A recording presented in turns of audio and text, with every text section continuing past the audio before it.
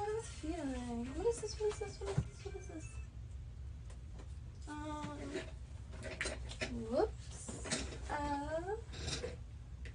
What is this? Oh, because I cut the stream. I could have changed the title, and since I only just started the stream, I just restarted it.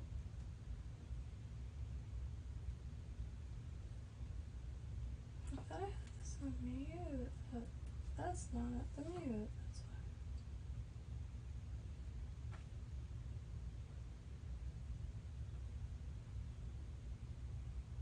why. Okay, so I hope I didn't. Okay, yeah. I have some more repairs that I would like to get to.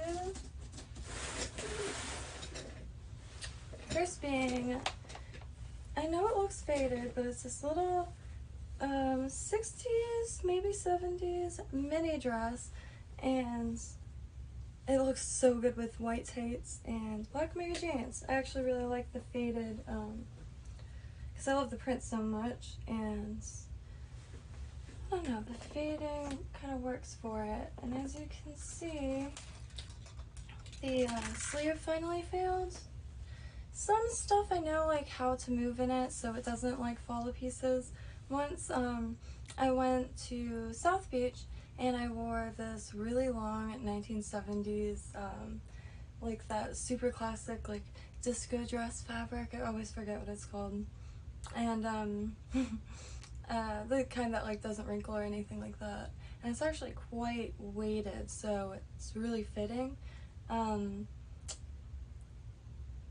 I thought, you know, like you are kind of harassed for restaurants, but you know, that's how, you know, it works down there.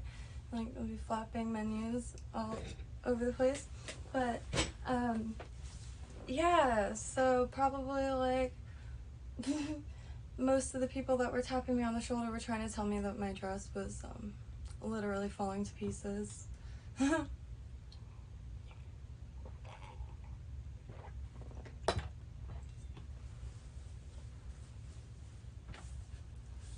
And yeah, so I just began the habit of like carrying a sewing kit in my bag, but anytime I needed it, that night I would be wearing a bag that was like way too small to put anything in it, let alone, I mean, I guess the sewing kit doesn't take any room at all, but somehow it always made it out of my purse.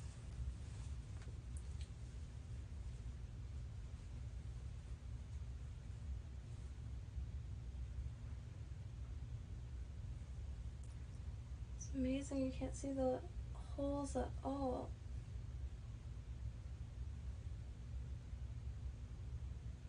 Okay, let's start. What's that? I got these little tack pins that come in handy for all kinds of stuff, not just sewing.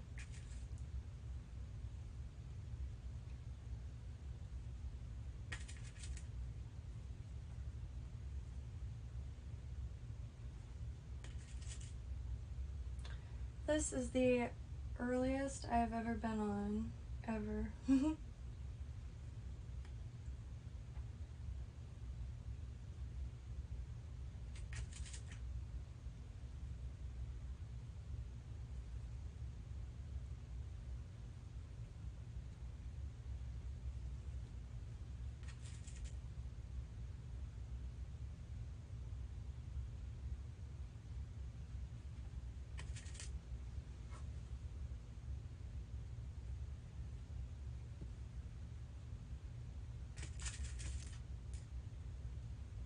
Oh, dead air, my bad. Just getting at pins, and as you can see, looking like Hellraiser. And this little part is going to be a little tricky. I have a habit of getting into it, as anybody would. But nobody wants to see somebody zone out into crafts, I suppose. I mean, this could be a voyeur channel of sorts. I was thinking about making a series reading all the Madame Xanadu comics, because there's not a lot of information, like resources on her online, and I'm just missing a few of that specific series. I forgot what it's called, or if it's called something. I don't know. She's one of my favorite characters in the DC universe, and I'm really stoked for the future. Hopefully they make a show or a movie.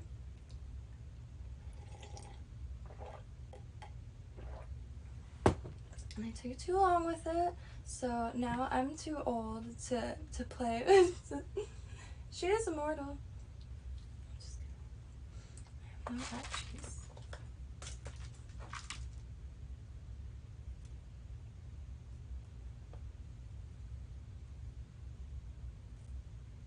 Oh, I should share this. I share them on my Facebook. It's the hardest, like, it's the hardest to get your friends to watch, I think. And family. Besides my mom. My mommy is my biggest supporter. I share them on my Facebook.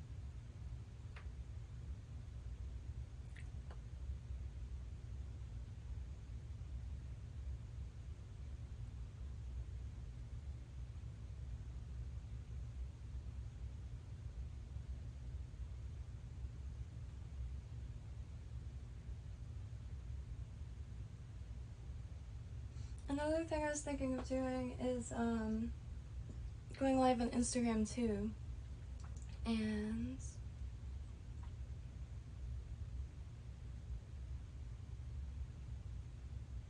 am I allowed to just like stream Omegle?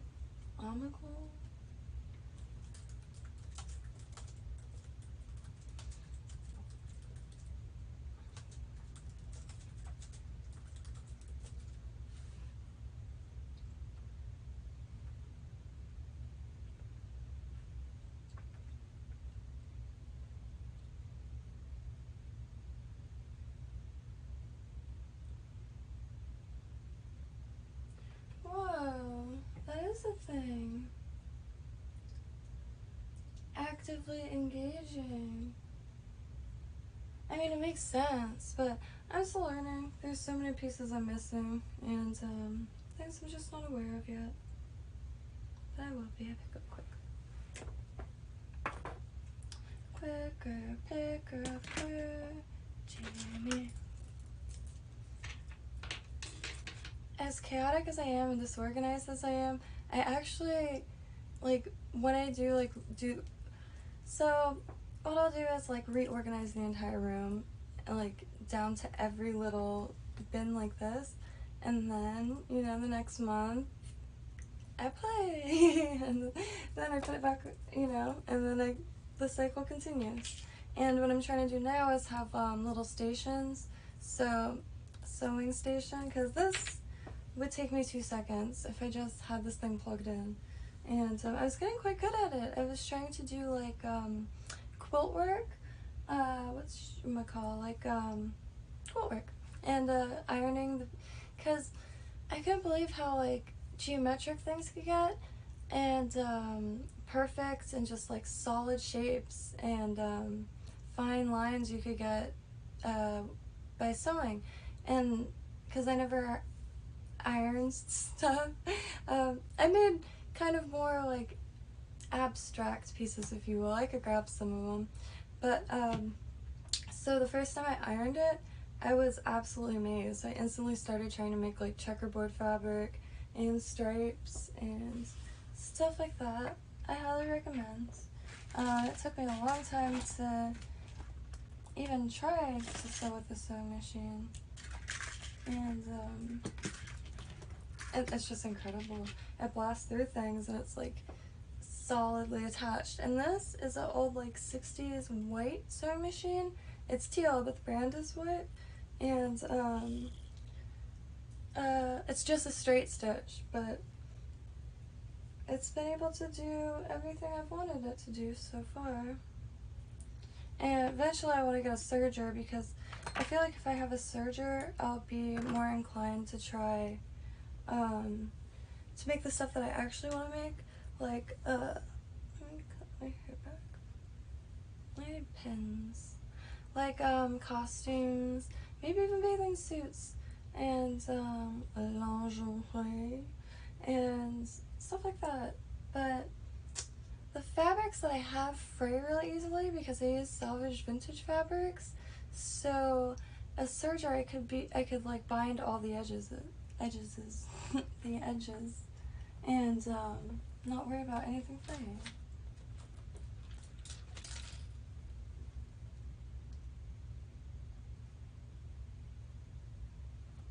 And I'm actually doing a giveaway because I have passed 100 subscribers. My channel's only 2 months old, and I haven't really edited many videos. Pretty much just these live streams, which I'm still gonna do in the future, but I do want to edit like some tutorials, a ton of tutorials, and have other people on to show me their tips and tricks, because I find that even things used in like electrical carpentry or like anything, tile work can be translated to jewelry or anything else. Decorating a box and tiles sounds really nice. Gucci. Okay. So I got it all pinned nice and backwards, but that's okay because I'm gonna work on this side. And I'm gonna go a little farther away just so it's all secure. And if I was repairing something for somebody else, I would do like a back stitch and then hide a stitch going through the back stitch because I have trust issues and I want that to like be tight. And anyway, but for myself, I just really focus on just making it sturdy because yeah. For myself, I don't have to make it pretty. And I know I will have this dress for the rest of my life. Probably.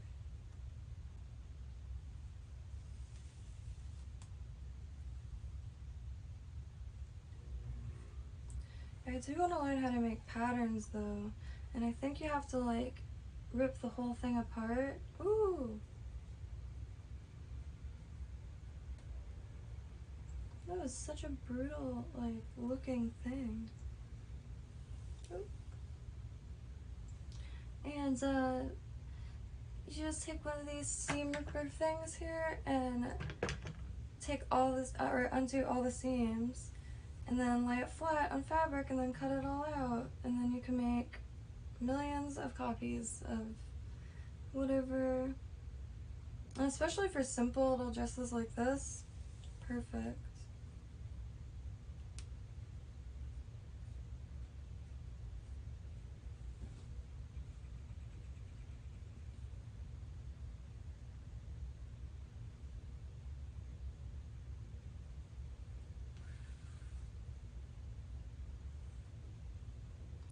I'm going to start doing a back stitch though when I'm closer to the target.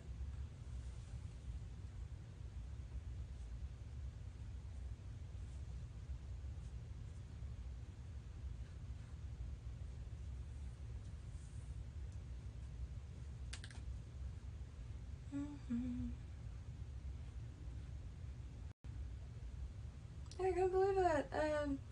Two things that I've been wanting to wear for a really long time. Like, I just had to do a few stitches on each thing, and I don't really know what I'm doing. But it's always worth trying to repair something, especially if it's vintage. Never throw vintage away. I mean, never really throw any away, but vintage, even if the fabric's falling apart, you could put that on boxes and then seal it in resin or even Mod Podge and use it in resin crafts in general. I have a few Emilio Pucci dresses that are just absolutely destroyed. So they're gonna become coasters and stuff. Like, means like they're not dehydrated. Well, they are very dehydrated. They need a glass of water. They're just like they've turned into dust.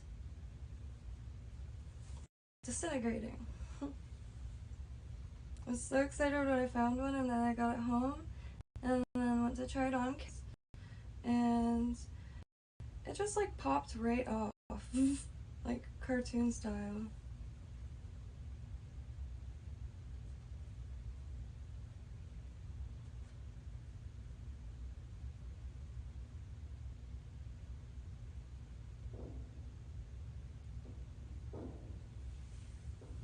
And I'm trying to get my only aim here. I was making a rosary chain too, and I don't feel like moving all the beads, but this is quite uncomfortable.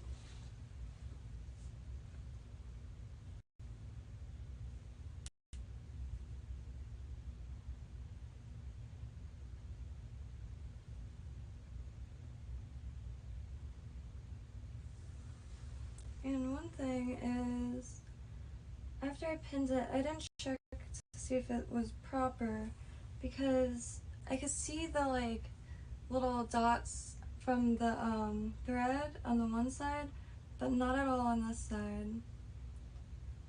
They lined up perfectly. I did not check it yet.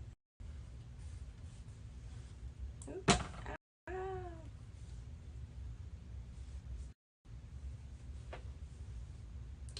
It's a little, it hasn't rained yet, but it's a little rainy, so I'm just very cozy today, prepared. That's probably why I always fall asleep when it's raining.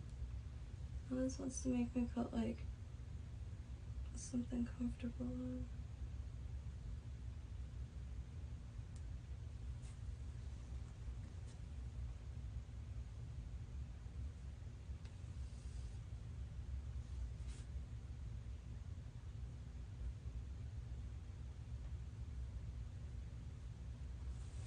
To necessarily make it perfect, it's just to make it as sturdy as possible. And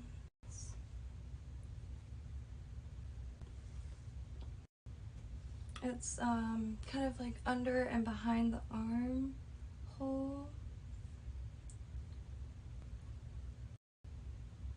For a while, I was actually reinforcing the armholes and things because I was getting so tired of it. I love vintage clothes. The fit, it just fits me better.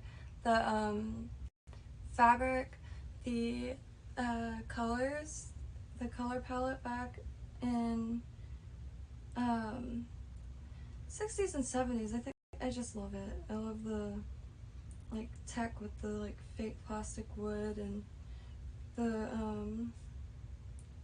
like quintessential 70s rainbow like branding, and it's like Commodore that's all I can think of.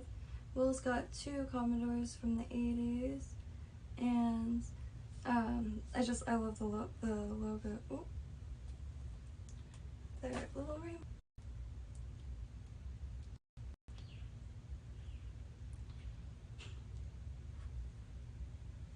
Where'd I put them? Yeah. One pin down. I do think this is going by a lot quicker than yesterday. And that's the thing, like, also makes, I guess, speed and precision. But this isn't precision. Nor am I demonstrating much speed.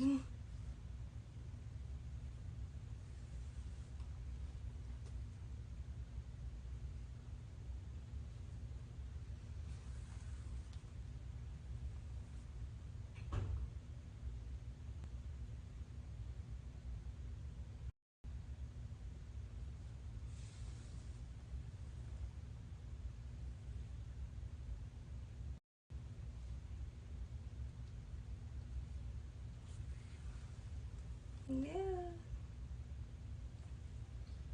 Yeah, this is going by much quicker. I really, really like this dress. And then the one I have that I totally forgot about, I don't know my guess is that this is handmade and somebody used like retro fabric and a vintage zipper because it's just so vibrant. It's that same fabric as the blouse I repaired yesterday, but I wore this one too many times. I wore it quite literally.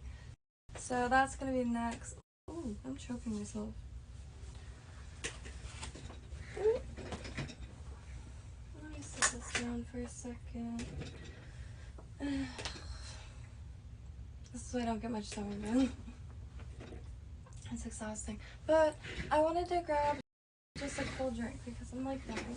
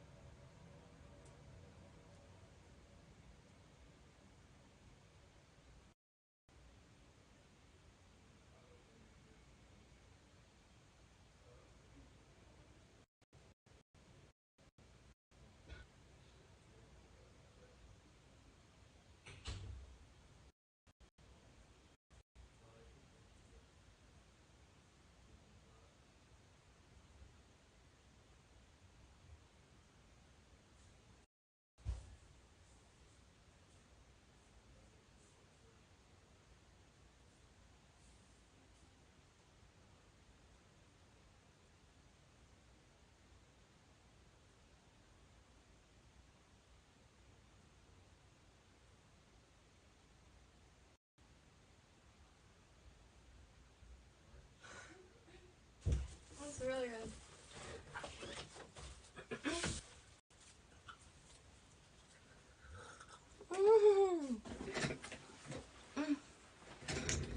Does anybody know aloe? You know how well, okay, there's like pulpy aloe drinks and they're usually like pineapple aloe, mango aloe, and like regular. And it's got chunks of aloe in it. I know that's not everybody's thing. People don't like stuff in their stuff, but I totally forgot that was available.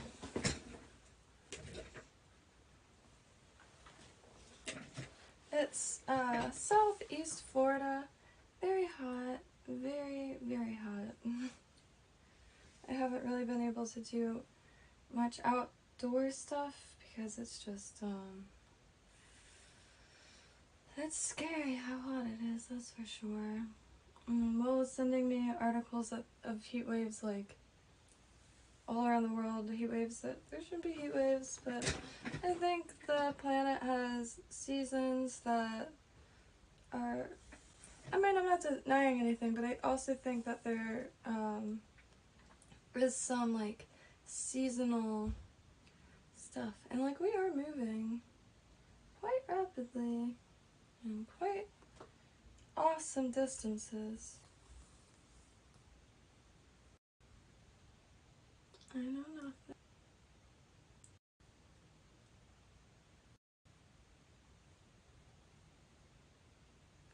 Beautiful. I think that's 2 down. I just like to get it, like, I don't like, okay, so not too close, so the, because sometimes if the fabric's old enough, the weave, the thread that the fabric is made out of itself can fail, and then you rip, like the thread, this thread won't rip, but the fabric will. Oh no, what did I do?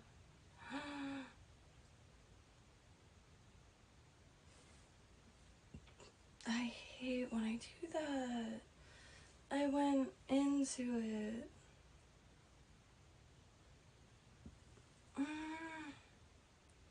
It's gonna be so hard to yoink this out. It's such a, like, a tight knit, and I'm going through like 3 fabrics. Should I just keep it?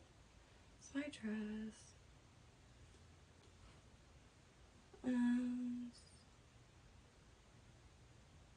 oh, I think I messed this up already.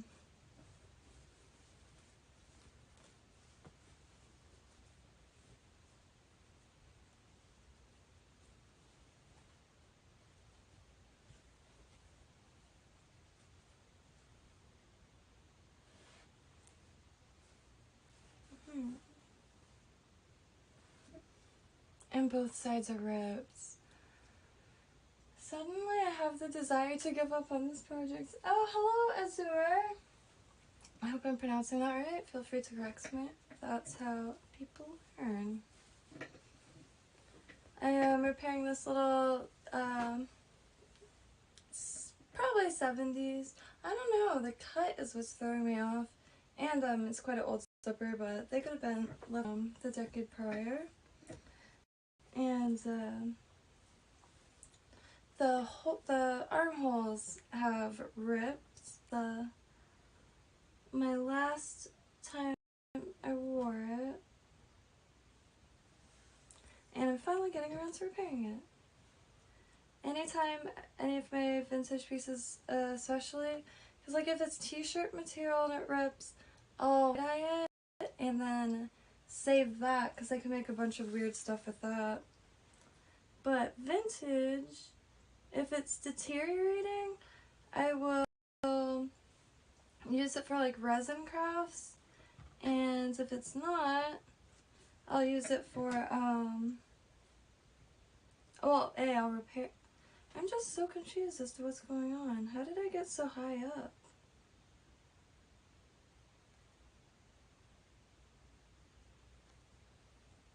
I'm just gonna try to make it down there, I guess.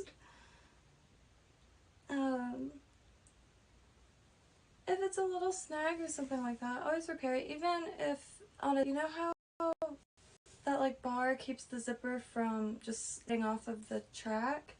You can use UV resin to fix that. I got like $110, that's what it said. It said something like that.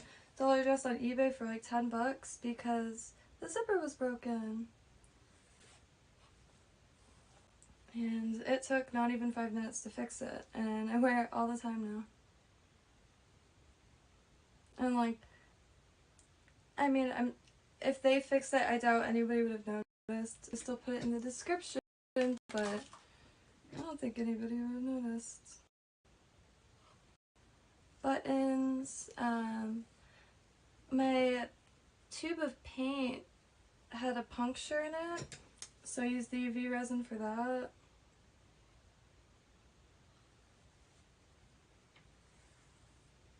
Okay, now I'm gonna start doing the buttons.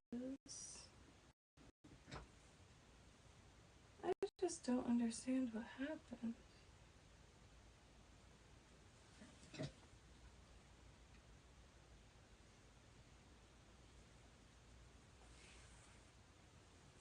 I did not realize the other side was ripped though, because it looks worse than this side, and this side is already strenuous. Usually I take my time with this kind of stuff.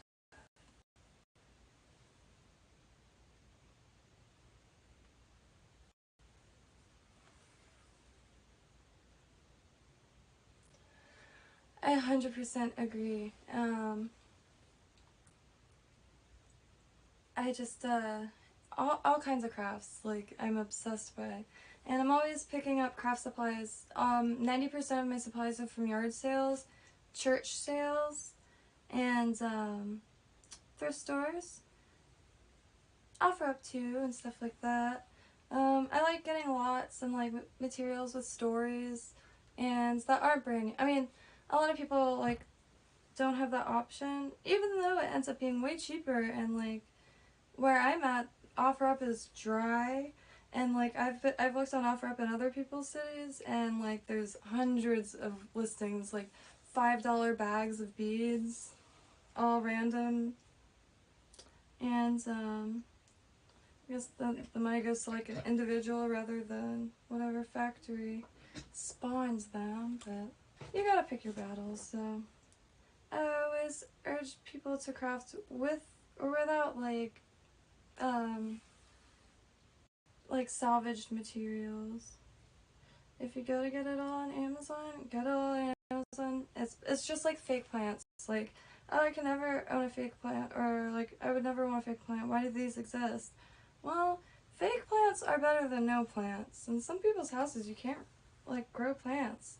We can't grow plants. The sun, this is as direct as the sun comes in.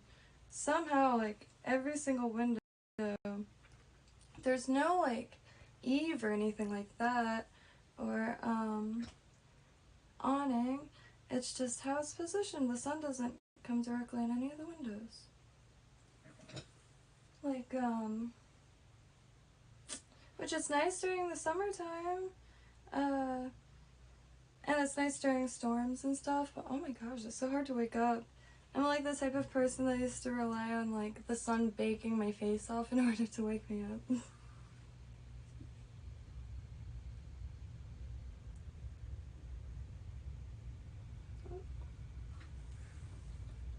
Almost there.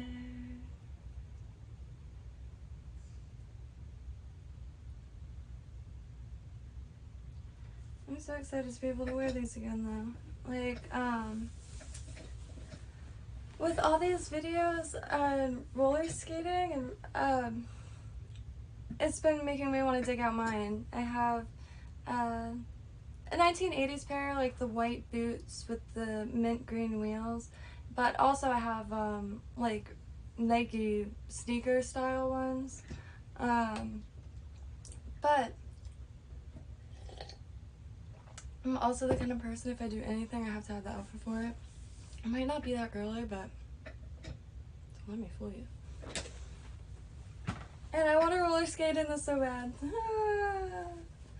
The dress is blowing up and stuff.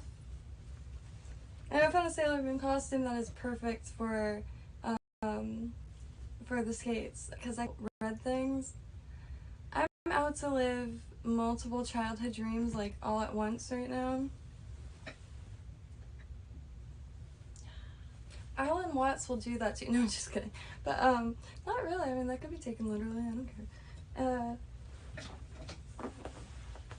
Like, you really do have to be able to live now and, like, be able to keep yourself productively occupied.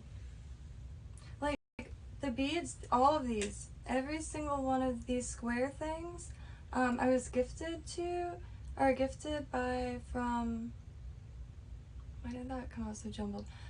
An inmate gifted me his entire collection of beads, and he makes, I'll pull them out in just a second. I'll forget though. Where did I put them? He makes like peyote stitch and like beaded. Well, okay. So the story is a local shop had these earrings for sale, and they had a few pairs. And the lady happened to be there, and she was like, "Yeah, my nephew is incarcerated, and he makes these earrings." And I was like, "Oh, well, I'll take them all." And I got this pair,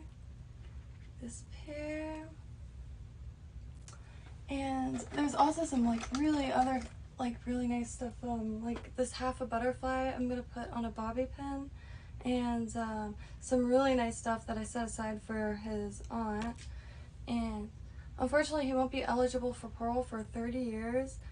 I have no idea what happened, and it's not, I don't know, I didn't want to ask about something like that. I actually have a cousin that's incarcerated. I've never met him, but wrong place, wrong time, wrong friends. That's what it sounded like to me. Sounded like he couldn't keep himself occupied. Sounds like he didn't have no hobbies. That's all I'm saying. And gotta have a hobby. Like, I don't know what this is. A few more beads, it could be a bracelet. A larger bead, it could be a sun catcher you hang somewhere. But it was very soothing to create this. And this crystal part is from a chandelier, and then this Nadsar Evil Eye heart I just made with a resin mold itself. I used puffy paint, one dot on a sequin, and then you put that in resin, and then you put the blue or whatever color you're after. And these leaves, I really wanted some green glass leaves. I make these butterfly charms, and I started seeing these necklaces with a lot of leaves, kind of like fairy garden, if you will. And I was like, ooh, I need to get me some of those leaves. Those look really nice. I have a few, but I have like 2. And I actually have some here.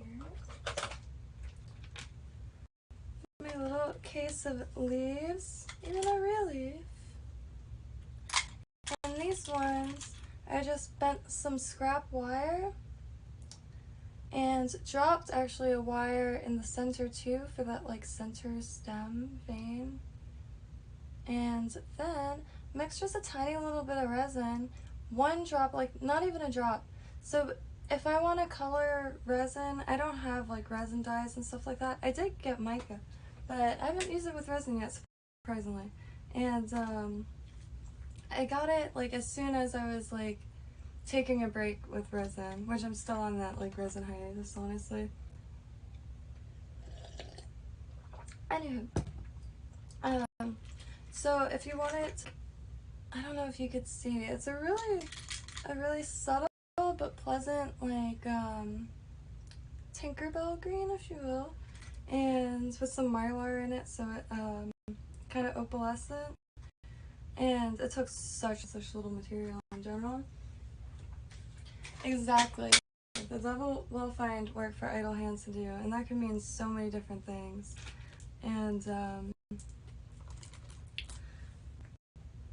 wait, oh, that's what was happening. I have this hair clip, and I was wondering why I was being slowly blinded. Anytime I see girls in horror films or like action movies and they have their hair down and they're like getting all the bad guys and like, you can't see. I don't know if I'm the only one disoriented by my own like mane or whatever, but even down like, and then I'll go to pick something up and all this is blocking my vision. Like, it drives me nuts. I usually have my hair up, but I feel like I look weird, so I feel like I look like a salamander. And I don't want to start any rumors just yet. I kid.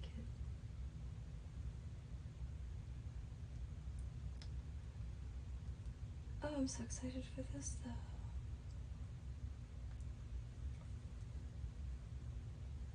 Yeah, I wasn't quite done showing those. I just kind of poured them from every direction. These ones are, well, this one's actually like probably jadeite, probably glass to look like jade. I think that, no wait, maybe jadeite is, there's one that's like a glass that's just meant to look like jade. And all these ones are stones and also glass. I really like these petals for some reason. And they're from those, I have these, but there's like these decorative like pea pods that are usually made with jade, and they'll have like leaves. And sometimes they're glass, sometimes they're crystal. Like, I'm sure it's jade. And this would have been probably like a piece this big with a bunch of leaves, or on a tree.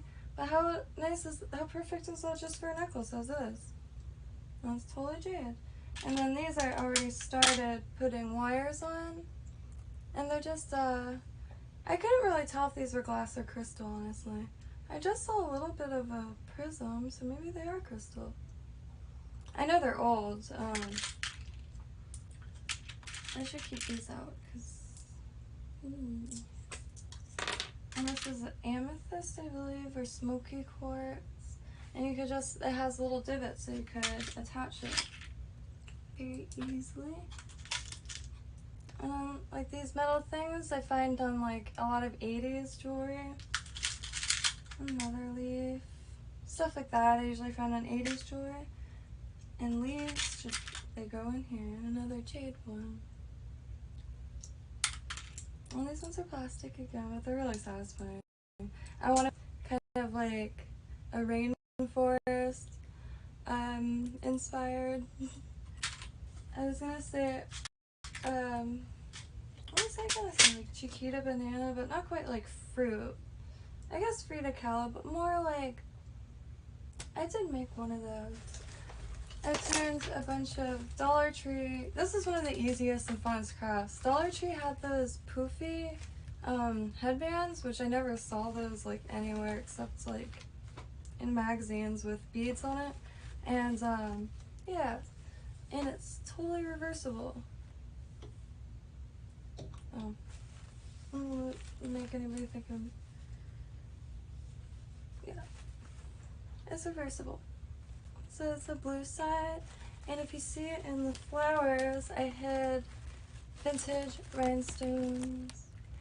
And then these were flowers, and then I took the individual petals and kind of did like a scale layer, and then added these vintage rhinestones to each one.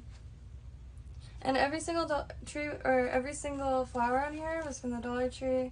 The headband is from the Dollar Tree, and the only thing I didn't get there was, well, I used hot glue. That was it. That's the only adhesive. Oh, and I did snake two of my grandma's little really old pink roses on each side. And 2 leaves sticking out. It was just flowers at first, but I really needed a green, and I just ended up putting 2, and it reminded me of like, I don't know, kind of like a Polynesian arrangement.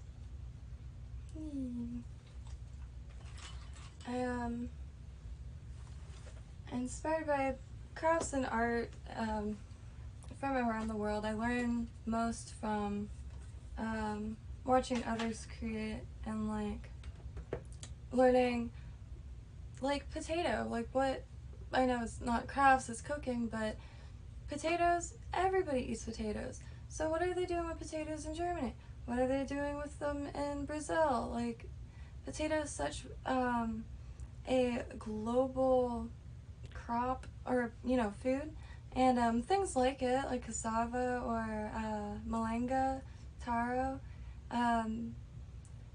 but it's like stuff like that. It's like, what is one culture doing with beads and like stuff like Native American seed beads are generally Czech Republic beads, glass beads, and what people are making in the Czech Republic compared to totally different. Same bead, same concept, strung strategically to make a pattern or an object, and it's so fascinating to me. I guess that would be like idiosyncrasies, like how people do how they do, and it's idiosyncrasies with the same like material, and I think that's the coolest thing ever. That could translate to anything, like all I can think of is potatoes. Any food, obviously. Instruments, like guitars are played in, say, Mexico, way different than they're played in Illinois and Alaska, and like, I don't know, not only like culture, but then there's like whatever the individual is inspired by, and what genre is what genre they're fulfilling. There's so many little things like that. And I was like, thank you. Yeah, you can never go wrong with fake flowers. I do like to try to get them used from places, which sounds gross. But what I mean is, like, I find them at yard sales. A lot of times, like, especially if you go where older people live, that's where I find a lot of yarn and needlepoint materials, fake flowers, and all kinds of stuff like that. And that's what I'm really after. And young people just don't know how to have a yard sale. They're like, $20 for this one dress, and I'm like, I mean, it's worth $20 because, like, I used to be a reseller on eBay and Etsy, but the yard sales I'm looking for is like, not that. It's just like I like older people, and I like talking to them, and I like asking them what they use those materials for, and then I, more times than not, tell them what I plan on using them for, and it's always a really nice exchange. And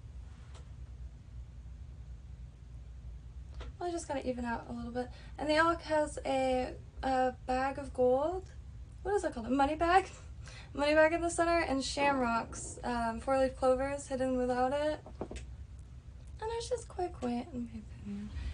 I'm gonna add more stuff to the chains, and because I really made leaves to incorporate with that piece, and I never ended up putting any on it.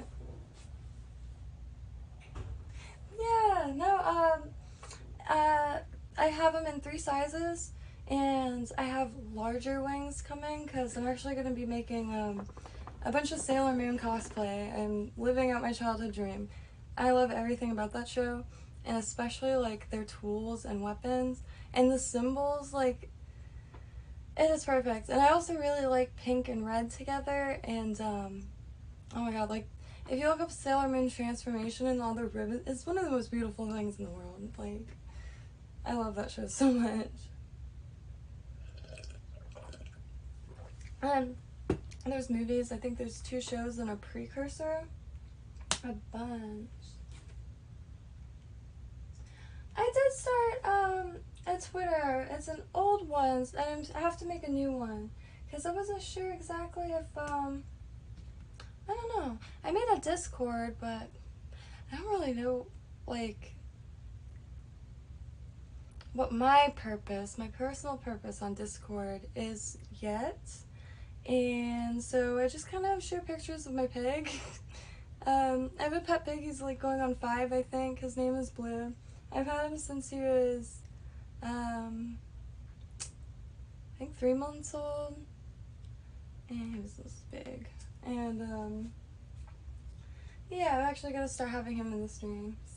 Because, why not? He's very chill and very relaxed. He kind of just lays there. He's a very lazy pig. And that's perfect. Because, he makes a really good pillow.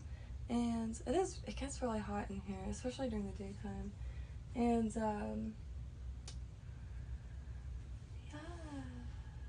yeah. I love it. I know. No, I love Twitter. It's very strange to be able to see, like,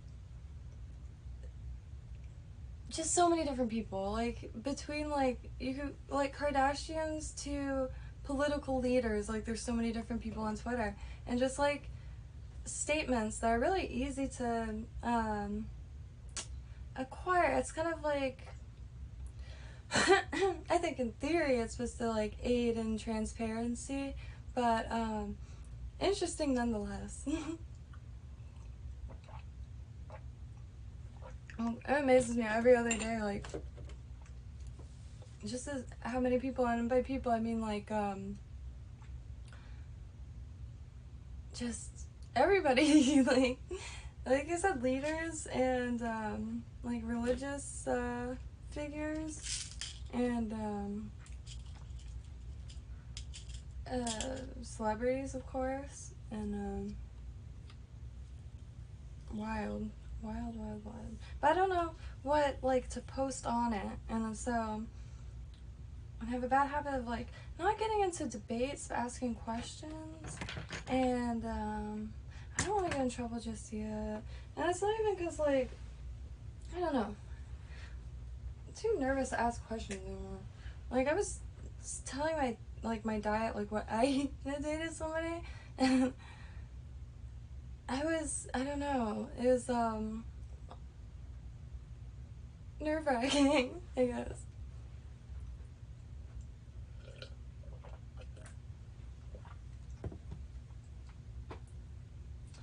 Pigs live, I think,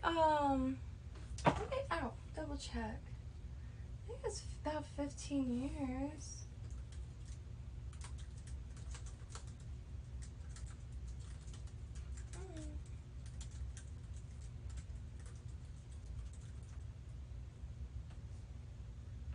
12 to 18 years.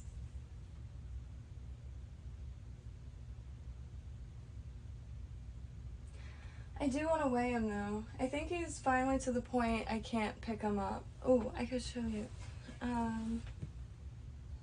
Where are you? Oh, I don't know how to post.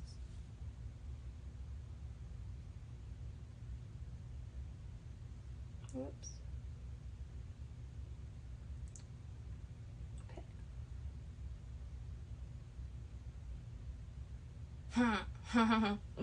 So somehow I got one of those like blankets that are in the shape of a mermaid, but it's for a kid. And I don't know if you can see this. Merpig. So I want to do a few doodles of mermaid pigs. I'm sure it's been done, so I gotta look it up to get some inspiration. And then not too long ago, he was a beautiful ladybug. He doesn't look impressed, but I assure you he loves it. Anything for attention. He thinks of himself as the golden child.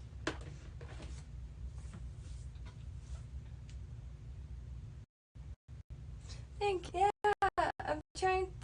I think that's the reason why the channel, because even and like a lot of stuff I can only make once anyway, and like say if somebody really wants it and I'm not parting it with it to begin with, I always offer to show them how to make it, but I don't know, nobody takes me up on the offer, so that's why I just started putting everything. I started on Instagram Live, just because my phone is always full, so I can't really edit down videos right now.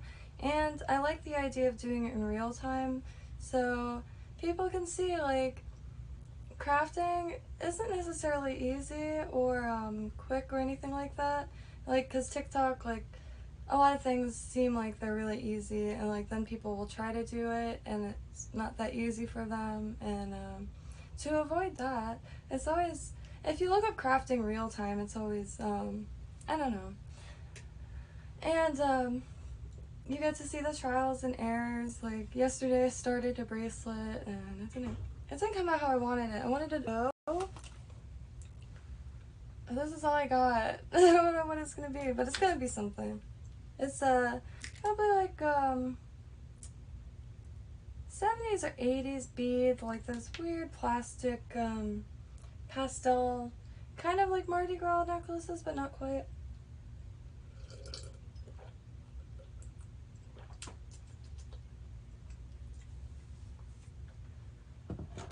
And I do want to make more tutorials though. And so if you have any recommendations as to if you're curious on how to make anything, or I don't know. I wish like I could get recommendations like that, so I have like kind of like a writing prompt but for crafting. And because some days I have nothing going on up here, and can never seem to make anything or finish anything. It's not so much finishing, actually, it's getting started. And I was talking to a friend about the other day, my least favorite feeling in the world is like in between projects. Like when I finish something that I really was enjoying making, and I have to start something else, or else, you know, what else? I can't stand it. I always have such a hard time to figure out what am I going to utilize my time and day starting or creating, and then I end up using the whole day like thinking about it and not getting much done. It's causing a lot of stress actually. So I'm trying my best to make sure I go on live every day, because actually I don't know, I'm quite a quiet, reserved and shy person, and I don't get out much, but I have a good time. And so I don't know, I needed to open that big old world up again for inspiration purposes. And I don't know, I have a website and shop, so I really had to start promoting.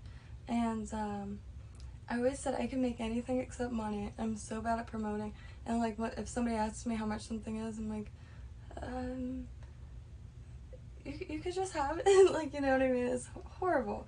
And horrible for business. It's not, I don't think it's horrible, but you know, I can't buy new shoes, and that's horrible, but not, anyway.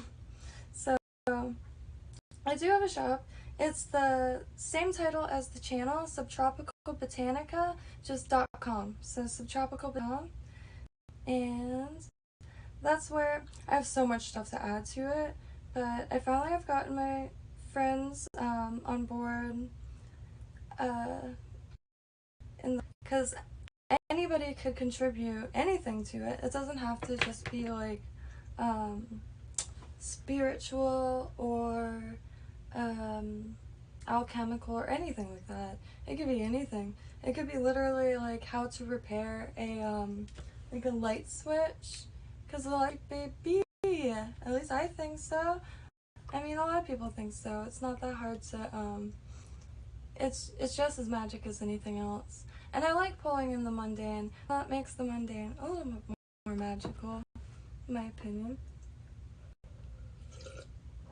Like, copper is one of, like, I really like aluminum, but I really, really like copper too. All the copper jewelry I make, like, I make my own head pins really easily. This is just wire. See, this one has 2 head pins.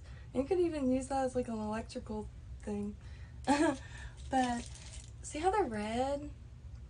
So if you heat copper till it's like red hot, like almost white and almost like about to, and throw that in water right away, it'll quench.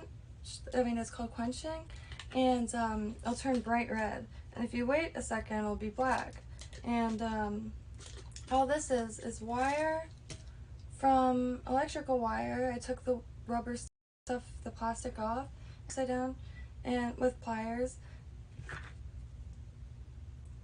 like that or something. And then you hit the ends with the micro torch.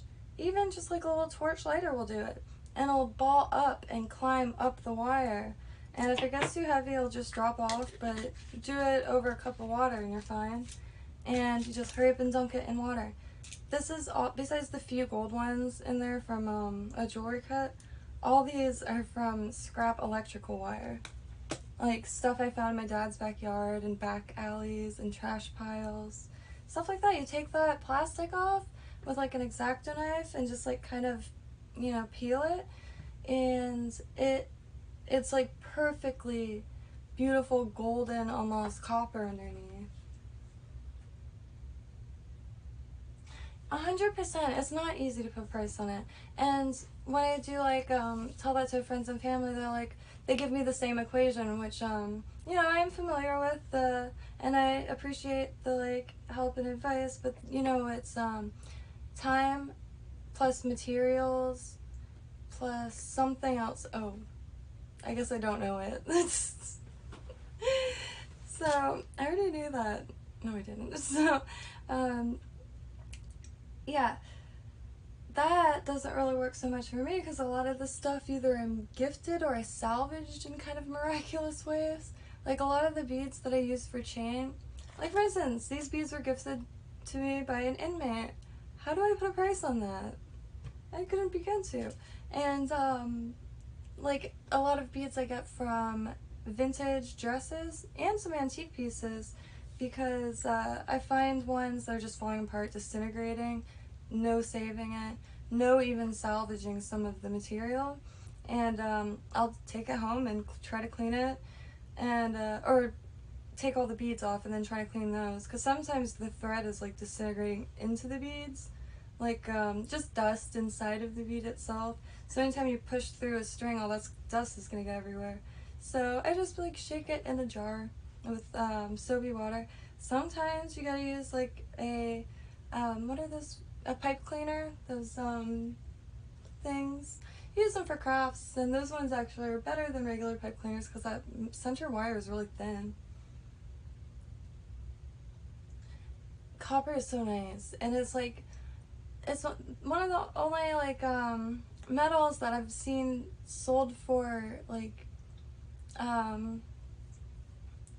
healing properties. Like copper bracelets are commonplace.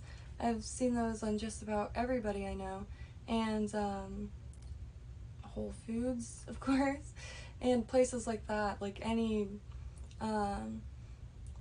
like health food store like has copper and copper supplements, but there's so much that just goes in the garbage. Like if you like walk anywhere, or even if you have a salvage yard next to your place, go and ask. Well, you don't even have to ask. You just walk around the place and you'll find like little cuts of copper everywhere. 9 times out of 10, they're not going to charge you. And you'll get like a nice little clump of copper, which will make a ton of jewelry, but worthless to them. Like, where is it? And hardware store. It is still quite cheap for the amount of stuff you can make with it. Like, this is just a piece, and anytime I need this size, which is like, I think it's this size, about that size. And this is perfect for a lot. You can make really big, bulky chain with larger beads. And for resin, head pins, and all kinds of stuff. And this would have just got thrown away. And all different sizes too. Like, I wish I could, I guess I could.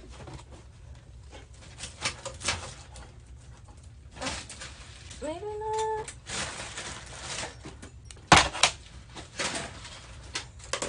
Maybe not. Oh, she didn't see this. Oh. Okay. Look how beautiful that is. So what I'm trying to keep this like together, because what I'm thinking is when I get some new flux, so the solder could flow down it, I'm just gonna solder like down it and then sand it, and then have like a copper rope bracelet. And as you can see, I've used quite a lot of it. This is perfect for rings and like the spiral rings. They're so easy to make too. And another hack is, let's see, if you wanted, say if you, like, I made this ring, so all my pliers are very rough, so it would have made a bunch of dings. So I heated it up and quenched it, and I think that's called annealing, and you're able to bend it a lot easier. But when you bend it a few times, it'll rework harden it, so you'll have to heat it up again. And every time you heat it up, it'll be really soft. And you can always hammer it to make it firm again, so it doesn't bend when you wear it. And I made them in all different sizes. And this is one of the only things that I sold out in. And it came out perfect.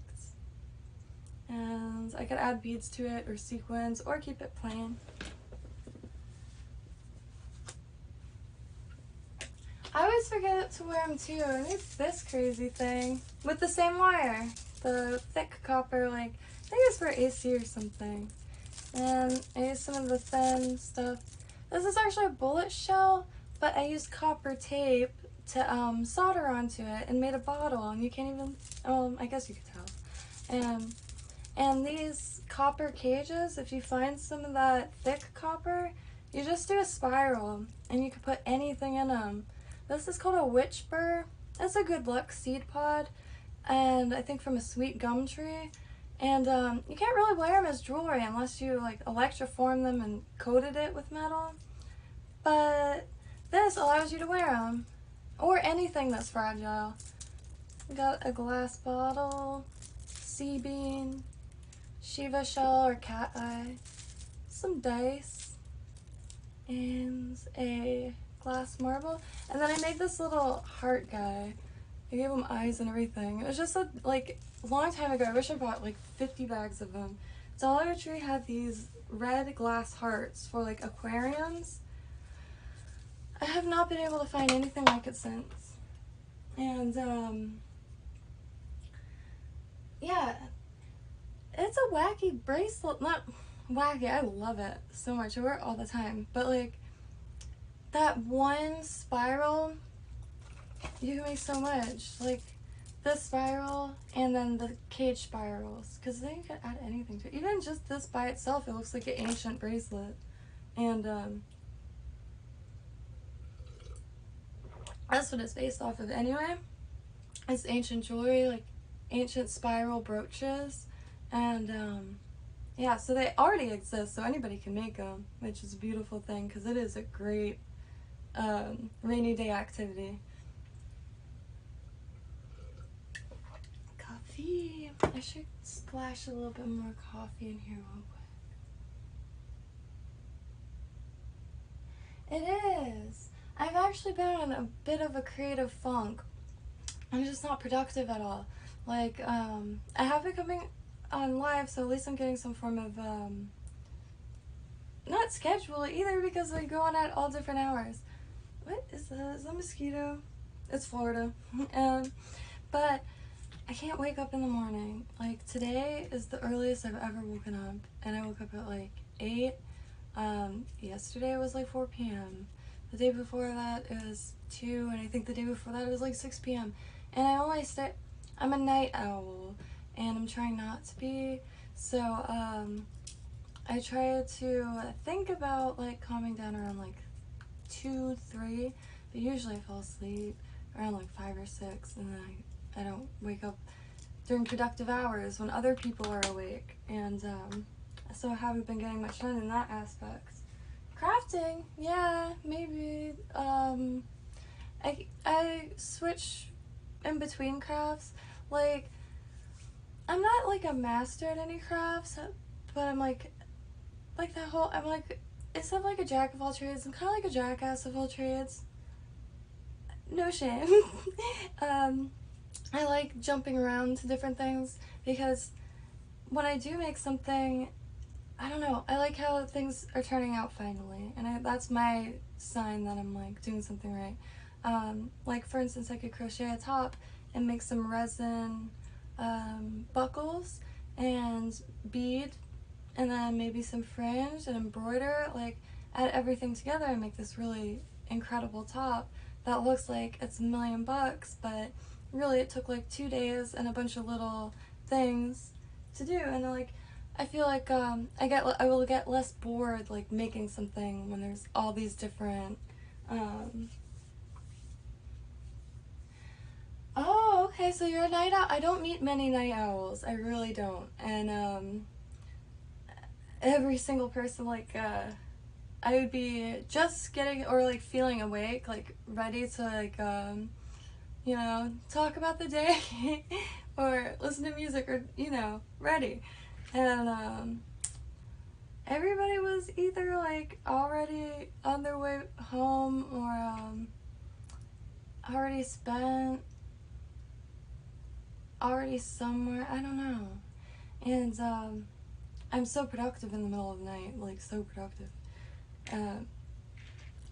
I wish it was lighter outside so I could do yard work at night.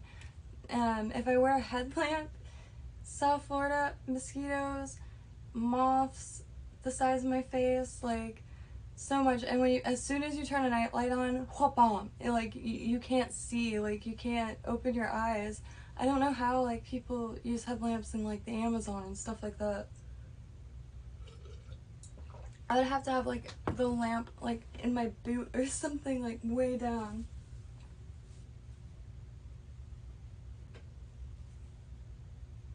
I think I am gonna grab my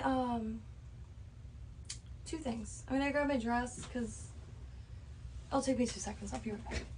I am dying in this thing. I really like this outfit. It's so comfy.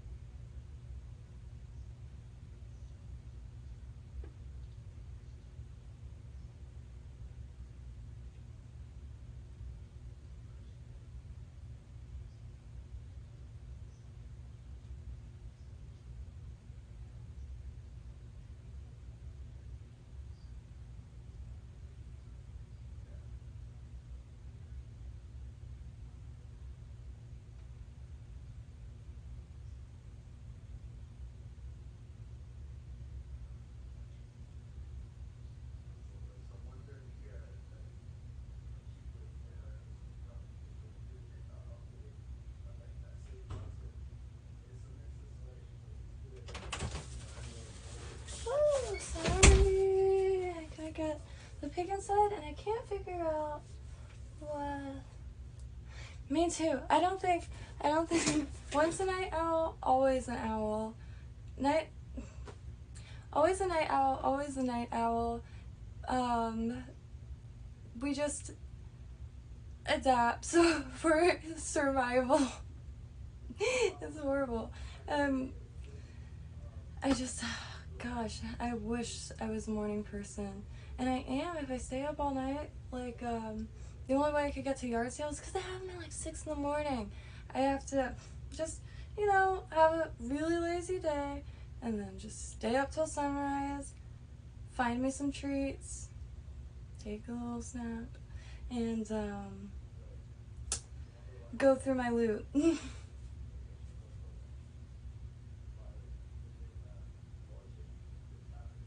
Oh, yeah, slowly but surely I'm getting the stream like perfect because the first stream is everything. There was one stream the entire thing was on mute and I had no idea. Oh, let me change real quick. I don't know. I think this.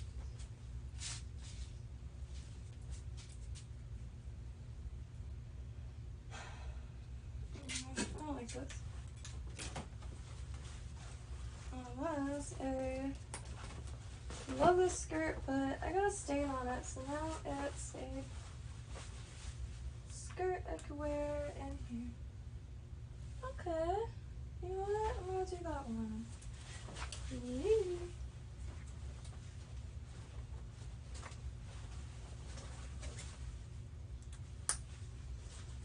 I just got two boots in it.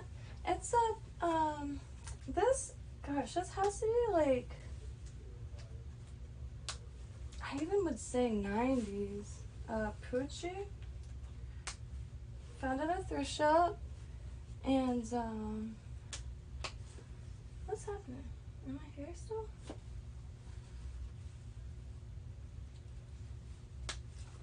What's happening? Why is this button not working? Okay.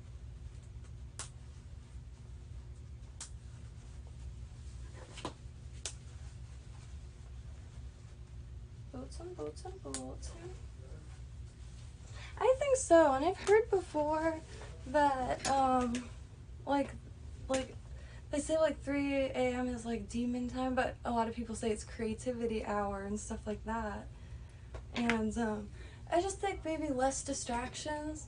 Like, you're not gonna get any phone calls. I don't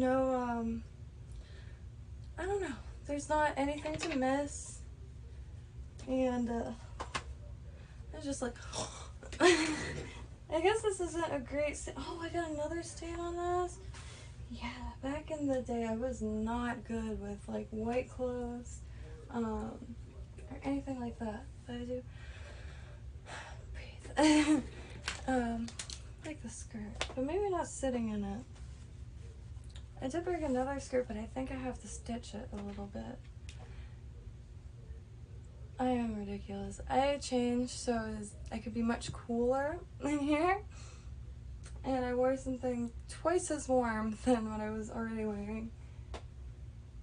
Witching hour, that's what it is. I can never think of, yeah, the word. I've been doing this for 2 months and I'm still not used to, like, the fact that I'm in a room, like, talking to myself, and then I look over and there's, like, a response to what I said. And then sometimes I hear the lag, myself lagging from the other room, or else I'll, like, say something, and I don't really think of hand mannerisms, and then I see, well, it's just all weird. I'm one of those people that used to run from cameras, like, oh, everybody take a picture, especially not videos. And, one of the only, like, videos that I have that somebody took of me that I know of is me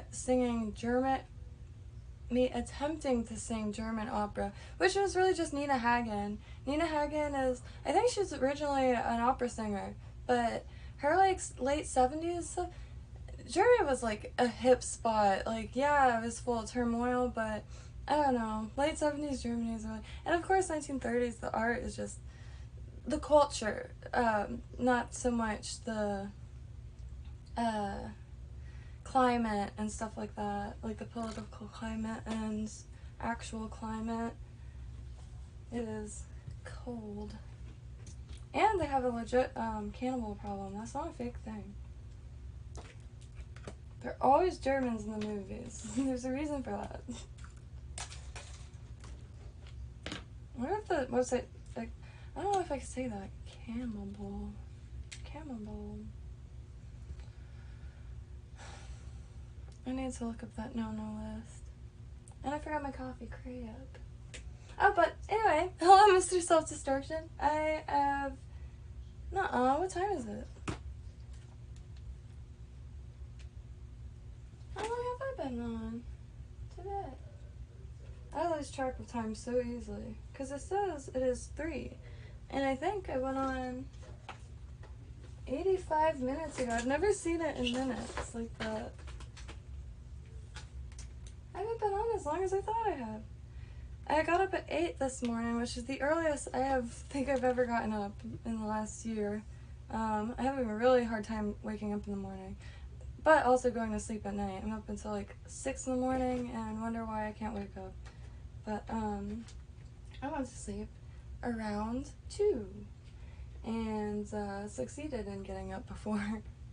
There is a mosquito in here and it's driving me absolutely mad.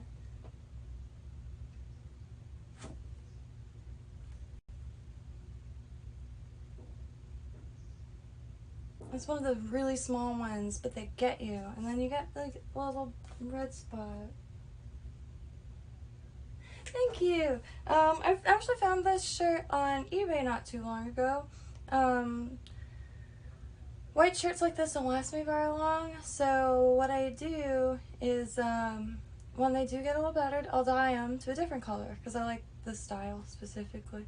And so every summer I'll go on eBay, thrift stores, find all the little white shirts I can find.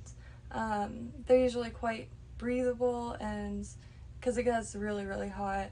And so if you ever want to do something during the daytime, like go walk around downtown, maybe you're walking around like a crazy person because it is that hot. Like, even if I wanted to attempt makeup, like I don't think I could in this state. Like, it would feel so, and I like being outside. I don't like having to like stay in AC and stuff. Cause I remember like going downtown with friends and like, you know, they're full face people, which I don't, not even close to judging. It's just as much an art form as painting is. I don't mean like people are painting their face. I don't mean anything by anything. Anyway, like we had to keep going into stores, but we weren't even looking in the stores. It was just because like stuff was starting to migrate and I had to go into every single, which I didn't mind actually. I did not mind. I love going into stores, and usually I can't find anybody who wants to go into like every single store and just marvel at objects. And there's a lot of cute little historical strips in Florida, and I don't know, I just love it. And the vintage shop that I worked in was a speakeasy, an illegal one, and they held all the like liquor upstairs, and there was a moidoi that happened there, and I can't find the original story, but I did find one of the Lake Worth history books, which is real rare to find, and I haven't looked for it in there, but it was like supposedly haunted and all that. I didn't see or hear anything there, unless they're like the spirits were the ones that were like constantly throwing really amazing beads on the floor for me to find.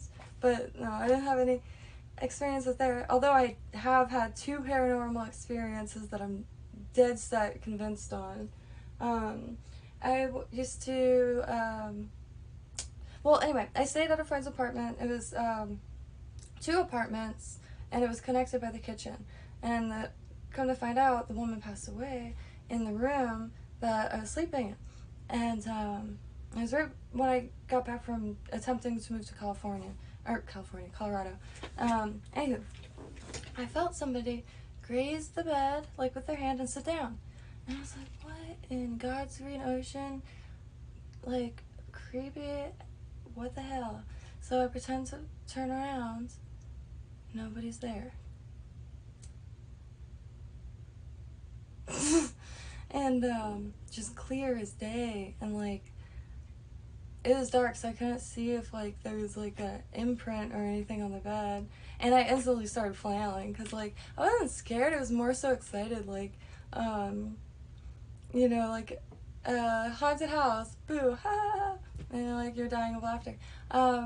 So, yeah, I was instantly like, kind of stoked. And then there was a tuberculosis hospital in the city called Lantana, and it's been abandoned ever since I remember, and we've been in it quite a few times. You're really respectful, you never take anything. So there's the main like hospital, and then there's this like little building thing, and so we went in there, and all the furniture is thrown to one side of the room in every single room.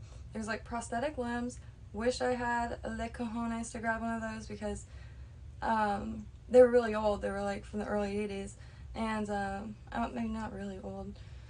Anyway, those, and then there was bullet blanks, like bullet shells everywhere, and the target like papers that were all like, you know, shot out, but they were blanks, so that nothing came out, and like they were everywhere, and just in this building. And then the last room was like an office, had super like 70s like color kind of theme, and you know, everything's that wood veneer looking finish. And there was one padded wall that had like bolt things, like where totally like where hooks go in, and then there was all these files of women's behavioral health files, like in this creepy ass room with this one padded wall. And then there's like a, what's it called, a basement, like there was a latch, unlocked and everything, but it was just like cemented shut or something. Couldn't get it to budge, because how to get into the building, you walk upstairs, and you go in through the second floor, and then the bottom floor is something. And yeah, I couldn't get down there. Still so curious, and I think they bulldozed the entire thing.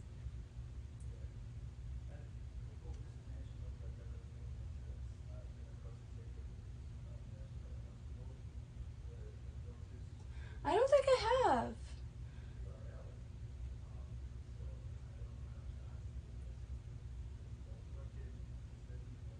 Blanks. Oh yeah, isn't that how Bruce Lee's son? Or no, it's, I think I always remembered it as a blank, but I think I recently watched a thing on it, and there was something like stuck in it. I still can't believe that. That was like kind of the only celebrity passing away that was like, oh no.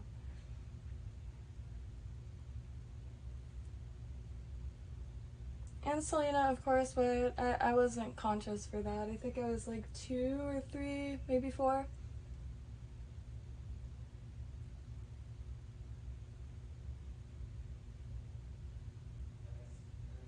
And Yolanda Saldivar is eligible for parole in like 3 years. I was like the only human being I don't have any empathy for. It's concerning to me, because I am an empathetic person. I'm not like one of those people that are like, oh, I'm an empath, because I don't have to prove that to anybody. If I squash a bug, I will cry for freaking hours. I can't watch movies because I can't stop overthinking the animals and the kids in it, and like even characters like that get poo-pooed and like cross-pooed. I overthink characters that aren't even like in the movie. They're just like extra that like was. I can't enjoy. I can't enjoy it. I like documentaries and like art films and stuff like that. Totally different. But I don't like blockbuster things. And yeah, so I forgot what I was talking about.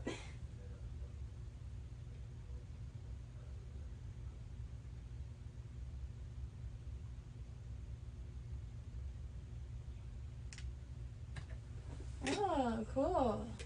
See, I like stuff like that. Have you ever checked out Ubu Web? It's UBU Web. Let me look up. Because as long as I look it up, I actually use my history a lot because sometimes I'll look something up just instead of writing it down, and then I never forget. Ooh. Oh, yeah. That seems like a cool thing to put on at night. That is real. I'm afraid to like play a video. I'm so afraid there's music or something. And when I started the stream, I think there was something playing on my computer too. Yeah, I want to see this though. I'm very curious. And Ubu Web. Wait, let me keep this up though. Because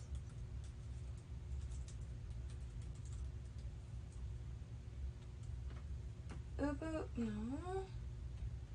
No.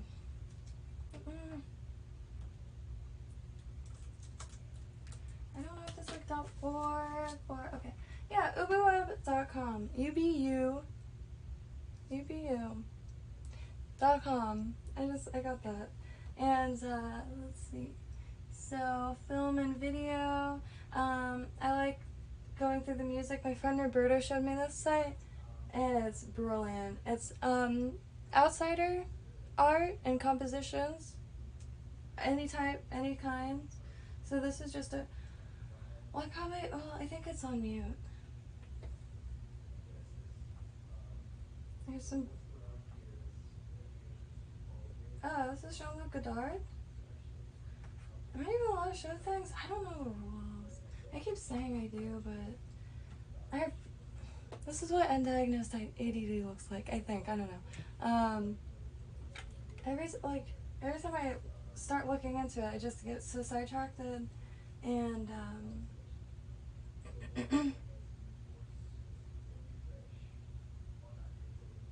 oh, 100%. I actually think I'm quite lucky that I don't enjoy television, because like, I'll go to a friend's house, just sitting there watching TV. Go to my parents' house, just sitting there watching TV. It drives me up the wall. I cannot contain myself. Like, hey, I'm gonna go walk around your house outside, because at least I can get some cuttings and seeds and stuff, or like some pretty flowers to dry. But I can't do it. I've become like a lot more almost militant about it. It is kind of like voluntarily gives myself a phobia of the television. Stuff that takes a lot of time scares the crap out of me. I'm binging, like, yeah, I could get into shows, like, there's a few shows I quite like, and a few laughs later, and it's like noontime in this example, and all of a sudden you look out the window and you're like, it's pitch black outside, and then you look at the clock and it says like 11:45.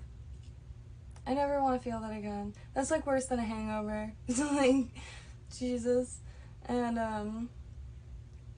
it happens like with video games too, but I like video games a lot more than I do movies, because at least, like, you know, I can't shut up during movies anyway, because like I always want to guess who is doing what, at least try to make it a puzzle and a brain exercise. And I think the scariest thing, like, to think about is, like, I never want to be sitting there, like, with my mouth open staring at the TV. I've, like, seen my dad do it all the time, and I like other people too, but it's so scary. They just look so hypnotized, and it freaks me out. Like, my dad, like, oh damn. Yeah. I think I just can't sit still long enough, and commercials are still a thing, and I'll see a commercial once. I'll actually watch it because I like it fascinates me that they're designed to sell something to somebody, and but when I see it 2 or 3 times, my body is enveloped in rage.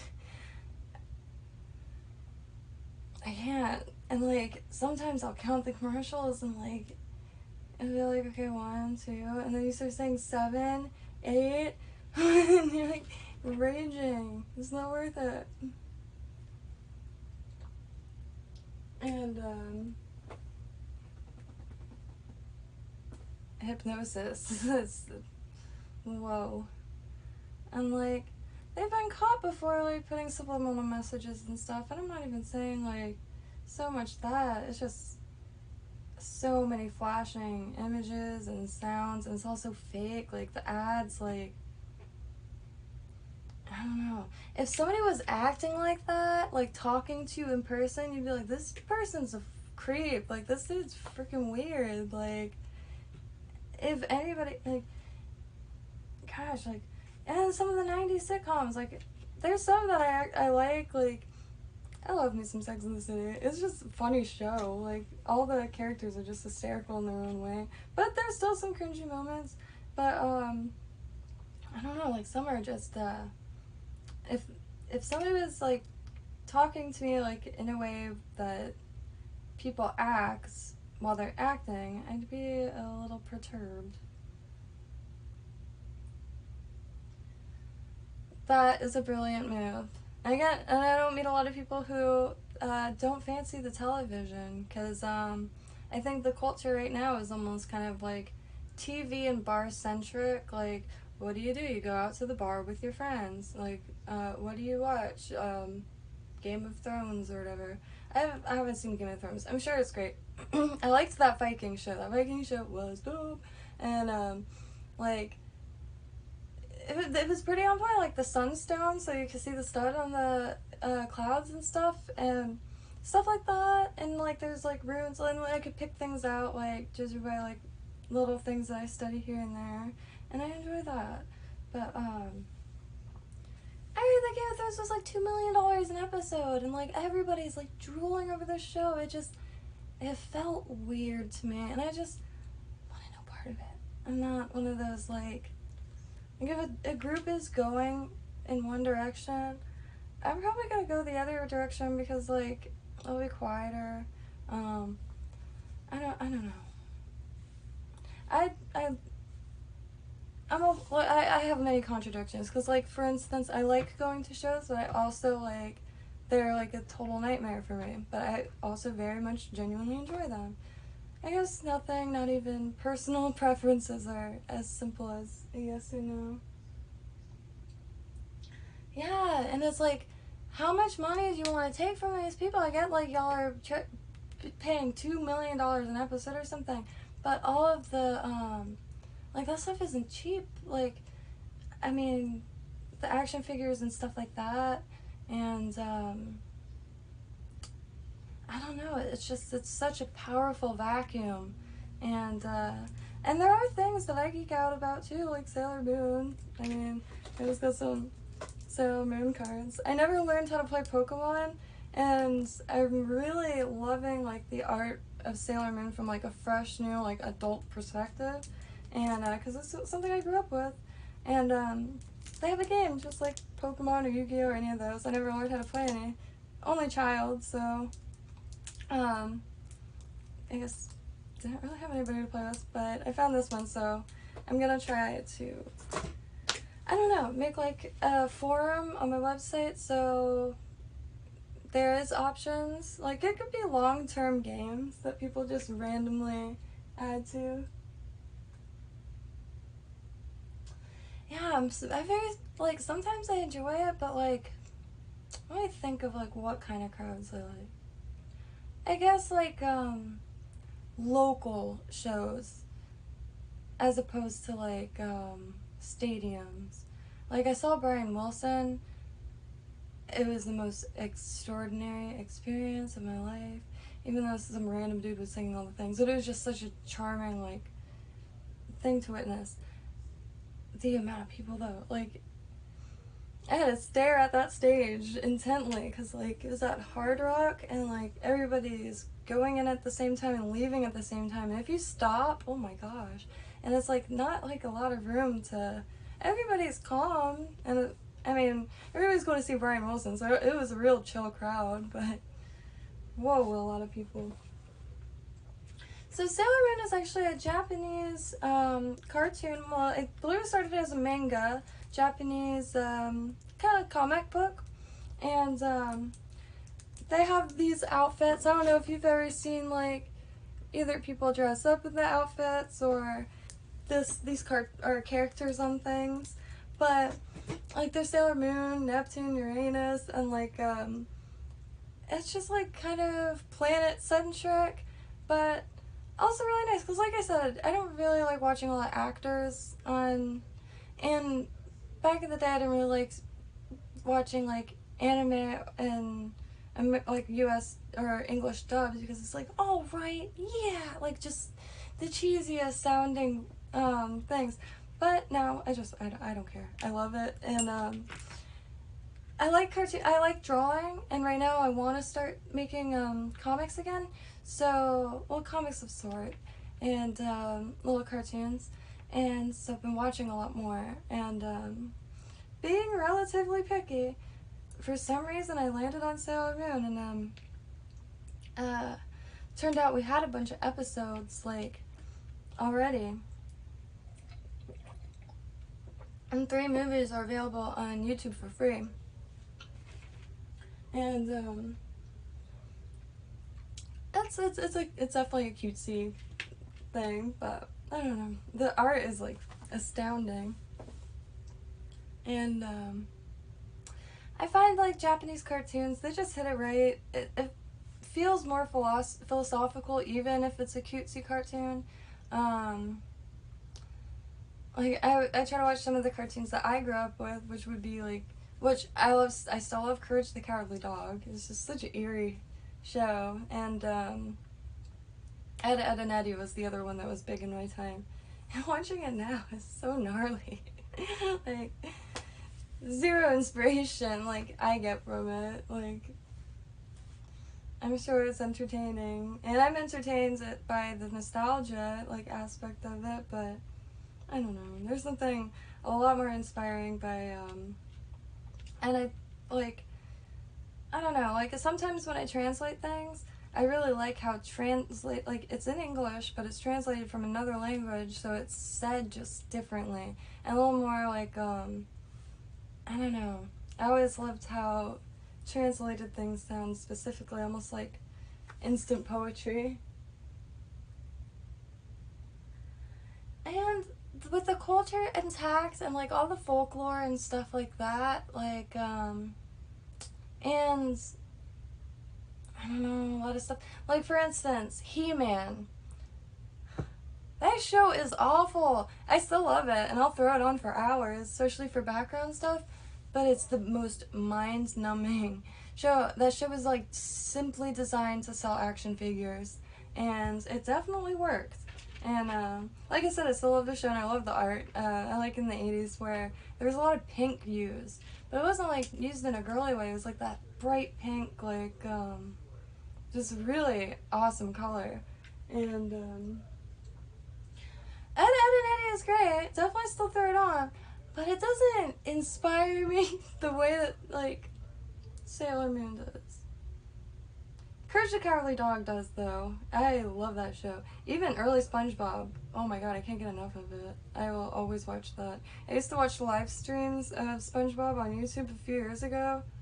There's a bunch of, like, 8-year-old kids in it, and they're like, that was a scary place. I haven't heard the Austrian H word used so many times by, like, people who can't even formulate sentences yet. I really, really get a lot, has nothing to do with cartoons, but I always forget to mention him. Robert Sapir, and he makes videos here on YouTube. He calls himself the most dangerous anthropologist, and he really is. He's fringe anthropologist, and he goes into all the like theories that people just won't entertain for some reason, and like the history of the race of very small people that used to live, I think, near Alabama. And in all of their graves, they were found with a shell bag, or a leather bag and a shell. And they're like 3 feet. And of course, like giants and stuff like that. And a lot of like mythology and like giving it an actual chance rather than just being like writing it all off as ritual or archaic and almost like mindless.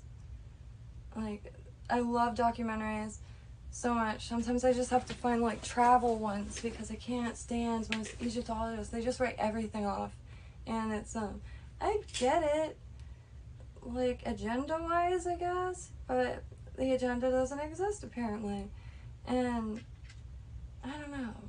It's just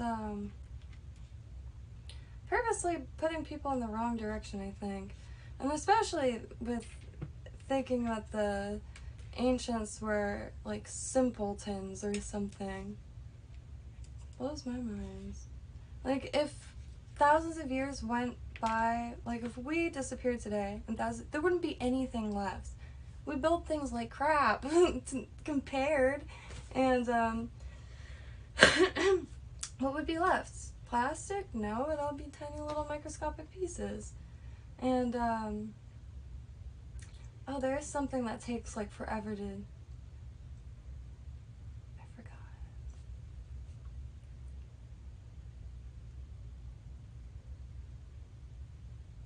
What was it? You know those like posters at the beach and places, and it tells you like how much a cigarette butt, a balloon takes to decompose. There's one that's like at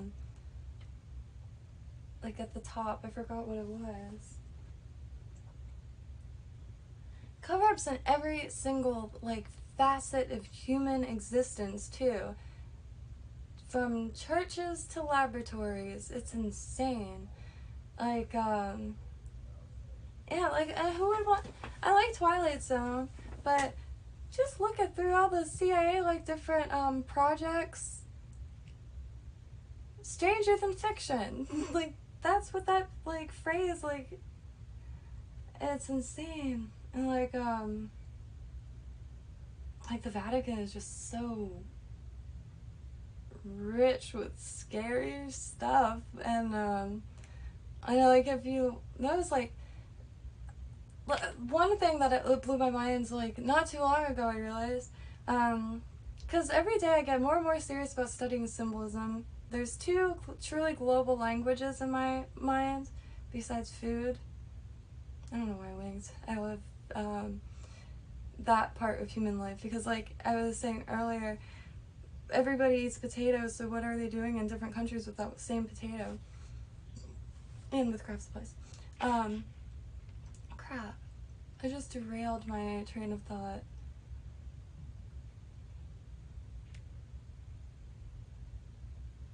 Should I, like, for what? Oh, so, like, cathedrals. So, there's the two, like, towers, and usually there's some form of symbol on, like, the, I think they're for lightning, I'm not sure. Those, like, metal things at the top of buildings. I should know what that's called.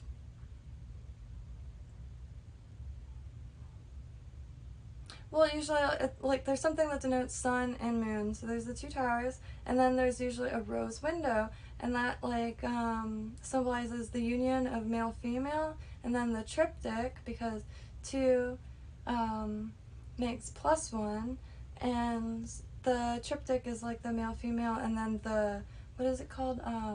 The rebus, which is the marriage between male and female.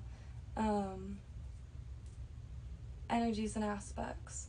It's alchemical thought, and a lot of those cathedrals were indeed built by the Masons, and until the Roman Catholic Church, I believe it was like, we're running this show now, so you're not going to be making any of our cathedrals anymore, because we're going to be doing a lot of sketchy shit, and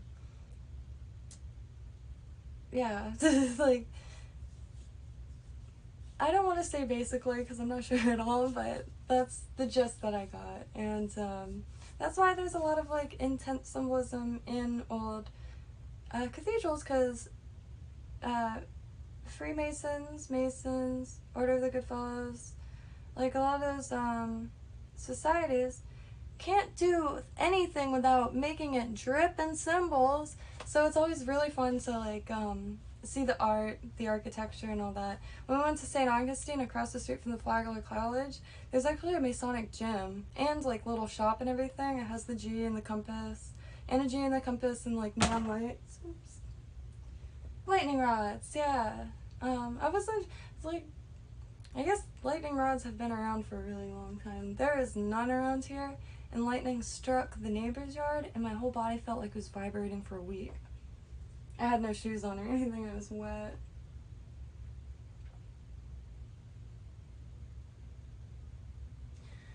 That's true. But that's because we only think in the now. Ever since I was a kid, when I found out that, like, it's crazy that we switch, like, our government every 4 years because, like, I don't know. I enjoy, like, the whole, like, being able to vote.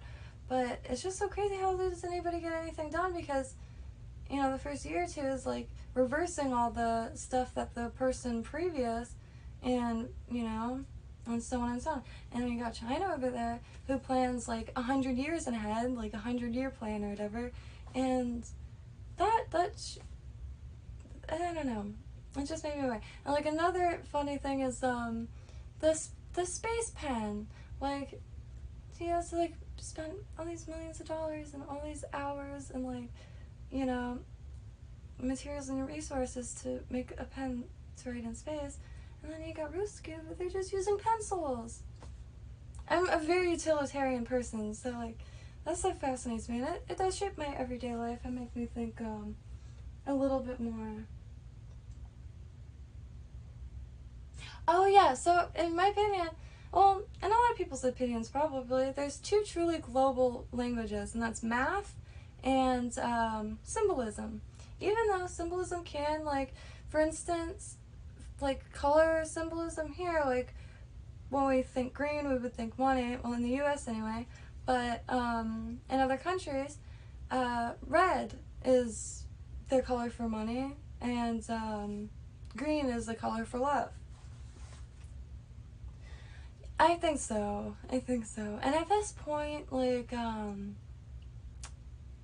don't know, everything's so muddled because everybody's too eager to please, like, so they're not letting, I don't know, like,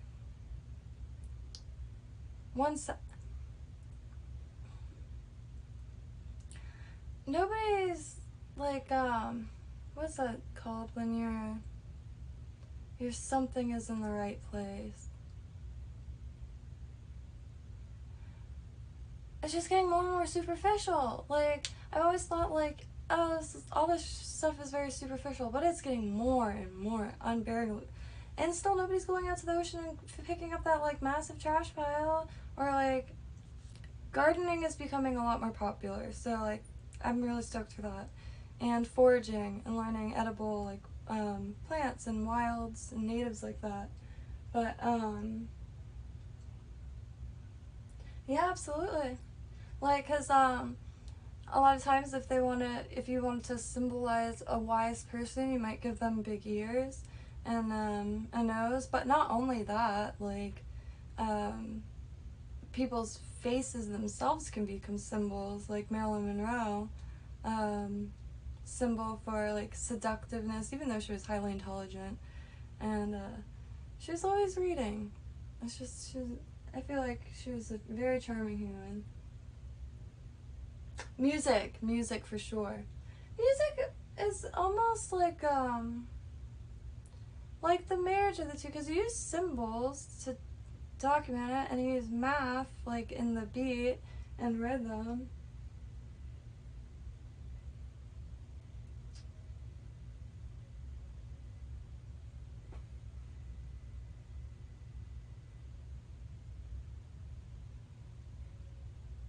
I already forgot what I was talking about.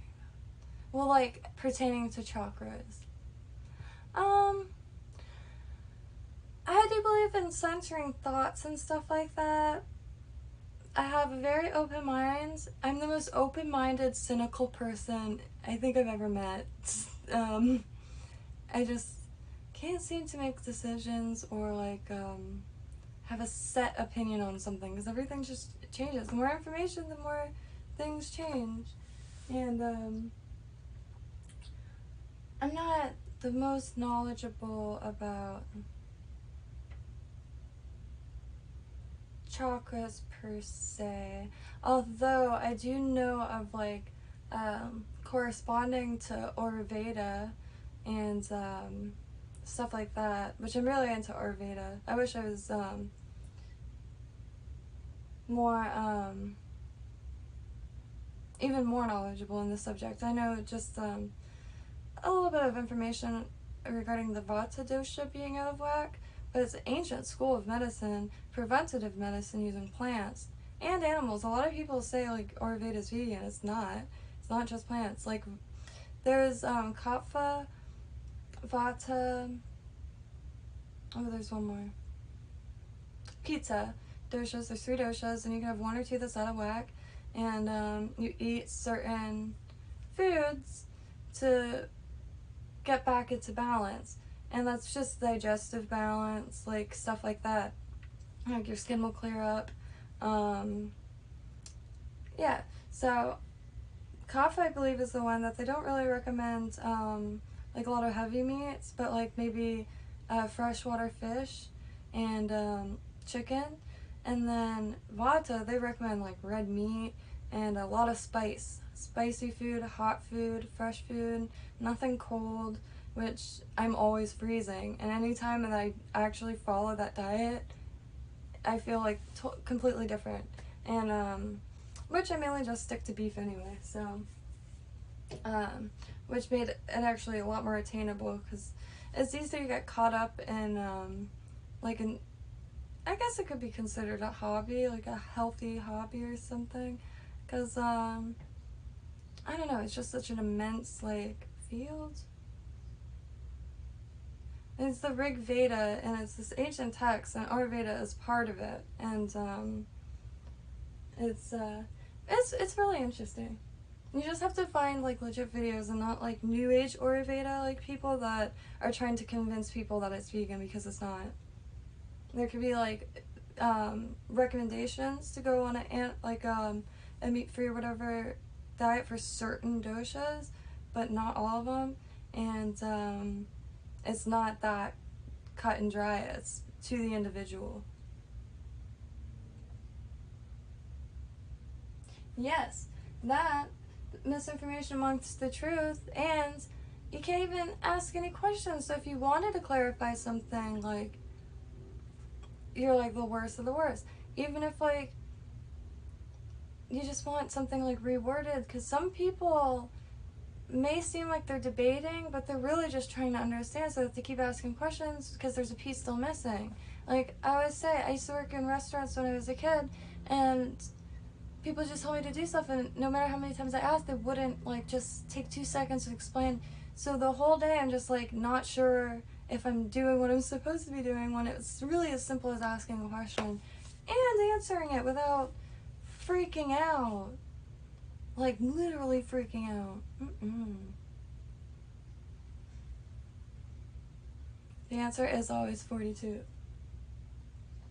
Why is my bracelet? I have found these really old number charms, so I put 42 on that. It's my luckiest bracelet. It's got like 4-leaf clover, all the little like lucky bits. I really like Lucky Charms. Not just the cereal, like Lucky Charms in general. I actually got Lucky Charms not too long ago, and it wrecked my stomach. My stomach hurt so bad. I have a pretty strong stomach. Turns out it was making everybody sick. And I just kept eating it. It was delicious. I only hurt myself for like an hour. And oh, there was something. Oh yeah, I've been needing to get my coffee for a long time now. I'll be right back.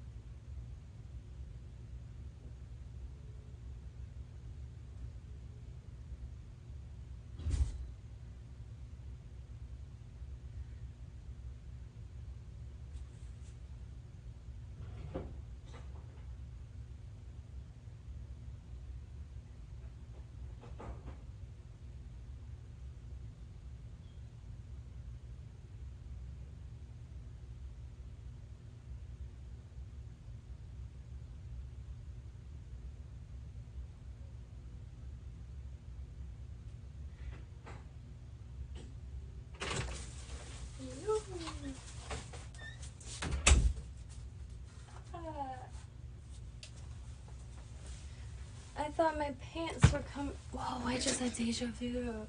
I had deja vu live on the internet. And it's still going. I haven't experienced good old deja vu in a while.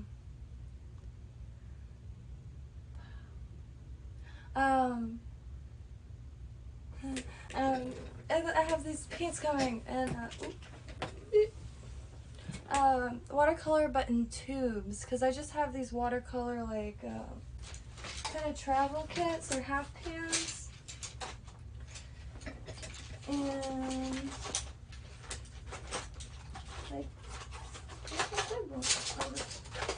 like originally this is my first one actually. I got this in a sketchbook, and then one of my closest friends it was my birthday the next day, and they're like, yo, I'm gonna swing by, and I'm like cleaning and stuff, it's gonna be really boring, like, but you're more than welcome, you know, like, I just wasn't feeling like that sociable, and then like it was taking a really long time for him to get there, and I was like waiting, and I was like what the heck, we're like, you know, I will always ask, like, are you okay now? Turns out he got hit on his scooter on the way to my place the day before my birthday. And, traumatic for all parties.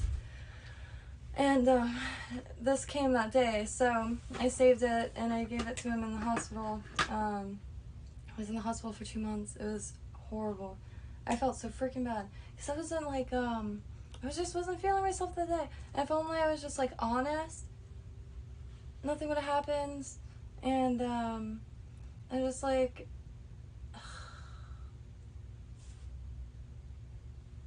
you never know. That's playing stuff was like 6 years ago too. You never know. I forgot to put milk and all that in there. But this is the one that's my favorite actually.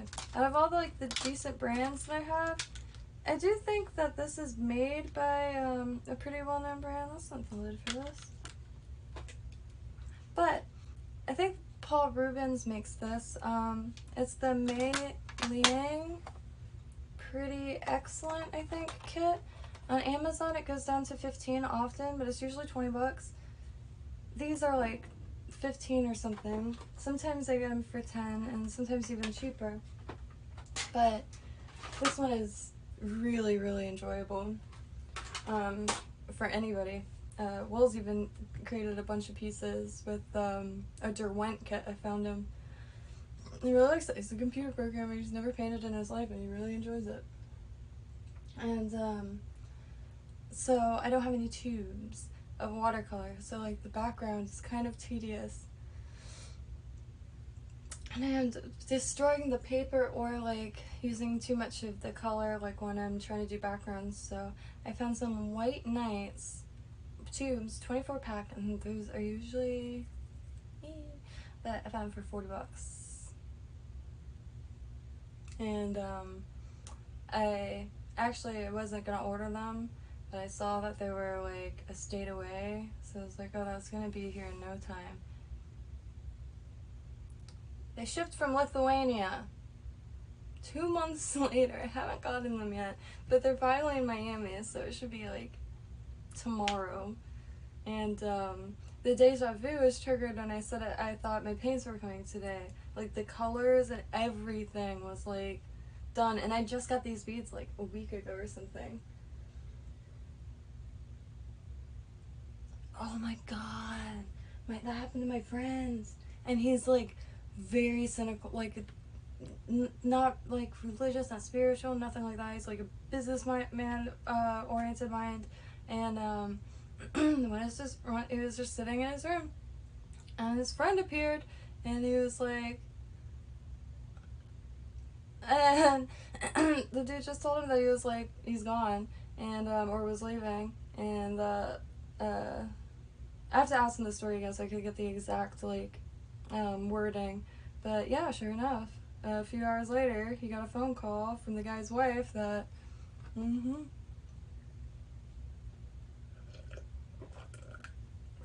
things like that. That's why I have. And oh, I never finished. So at the tuberculosis hospital, with all the blanks on the ground, and that room with all the prosthetic arms and stuff, and the creepy like padded wall, we all heard keys jingle and say, "They're in here, they're in here." So we all like grouped together. There wasn't a single person there, and we all heard it. So there's definitely little things like that that like make it very hard to like not believe like certain things are possible.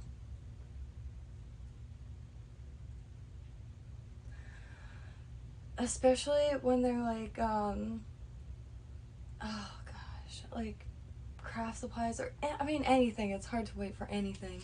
And you know, I'm just as spoiled as the next person with shipping, like, and I'm like a dog. I sit there like waiting for the mailman every day. And because I don't really get out much, there's no thrift stores around or anything like that. And I have a few hours in my pilot log, but I don't have a driver's license. I'm working on that.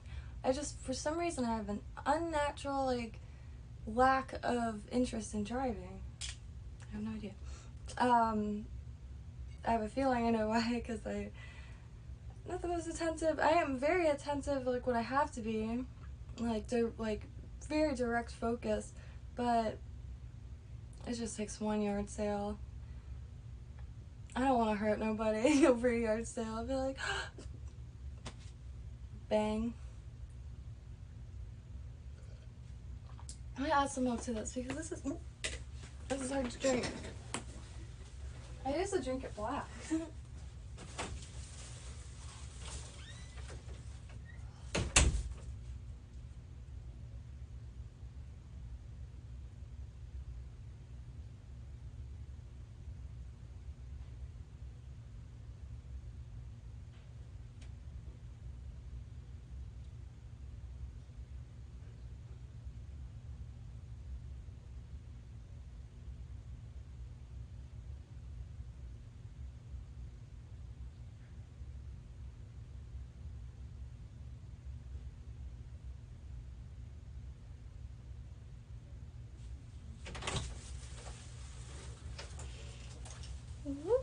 I just gotta get the pig in the room from outside.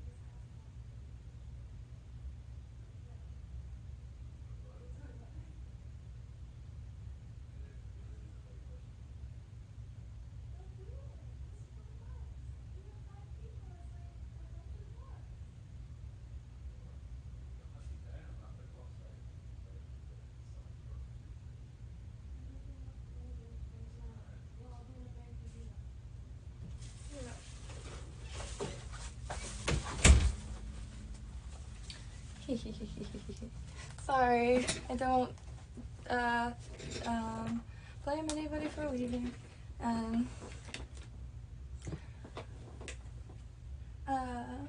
Oh. I need to get like a little waiting screen. I actually have my buddy. But I have to do this because the buttons will pop up. Open. I have my little bud. But it was driving me nuts. A few months ago, I took out his batteries. And now I can't find them. And anytime like we go, like I always forget to pick up batteries. And my Amazon shopping list is so long that there's a few things that I would choose first. But actually maybe this could be like a business investment. And so this I could put on. The problem is he speaks when he wants to. There's no turning him off. And there's like a switch somewhere. I thought there was. I guess it's just the reset thing, and then I don't know. I thought there was a switch.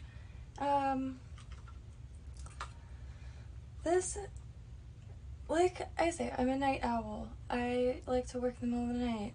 When this little dude wakes up and decides to like, cause you know these like 90s gears, they're quite loud. It is very jarring, and there's just like other reasons, cause when I have headphones on, it sounds like somebody's like trying to get my attention.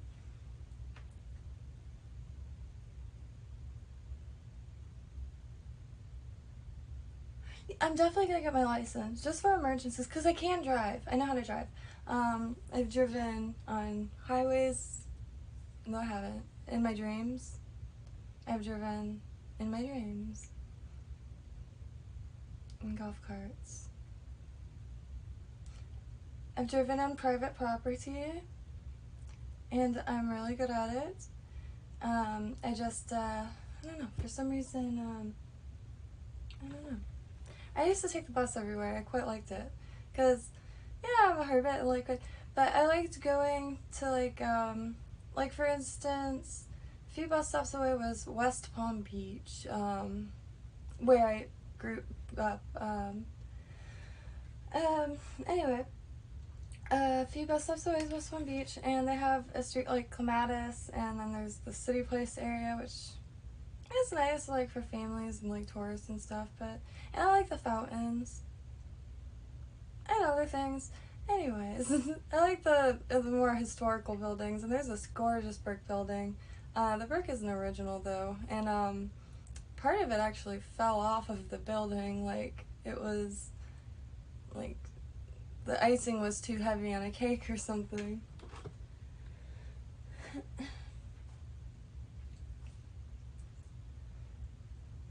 And especially, like, with the whole, can't say a lot of things because there's, like, trigger words because it's not, there's too many, I get that there's too many people on YouTube and, like, humans can't, like, go through everything, so algorithms and, like, software make it easier.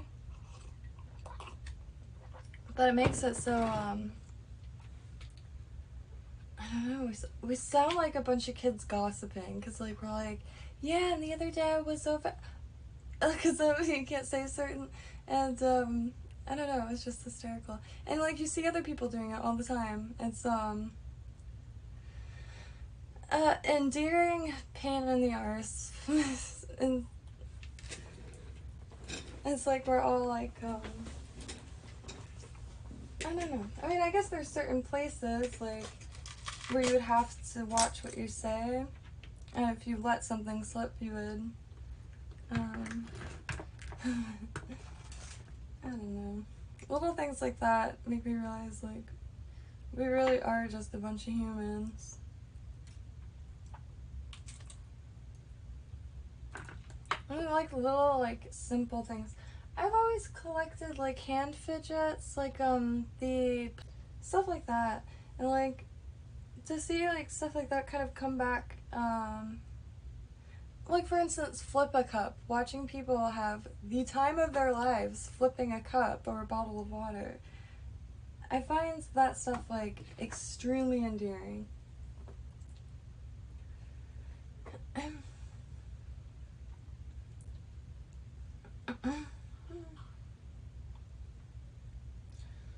is like my second month on YouTube, and I've never talked this much in my life. I talk to my mom like once a day, and that's it. And certainly not for hours, because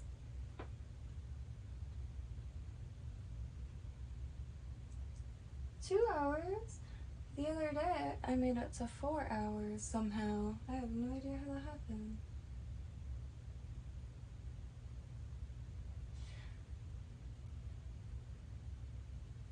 Rumble. I've never heard of that.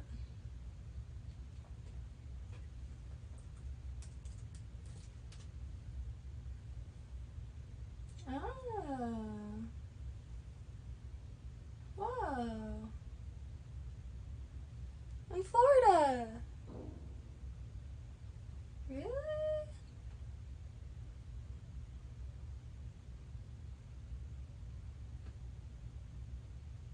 I've never seen or heard of this in my life. What is this?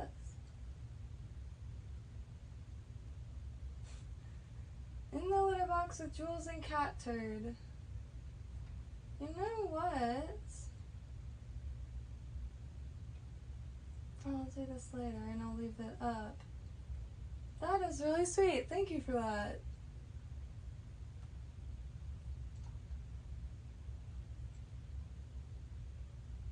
I've never heard of that in my life.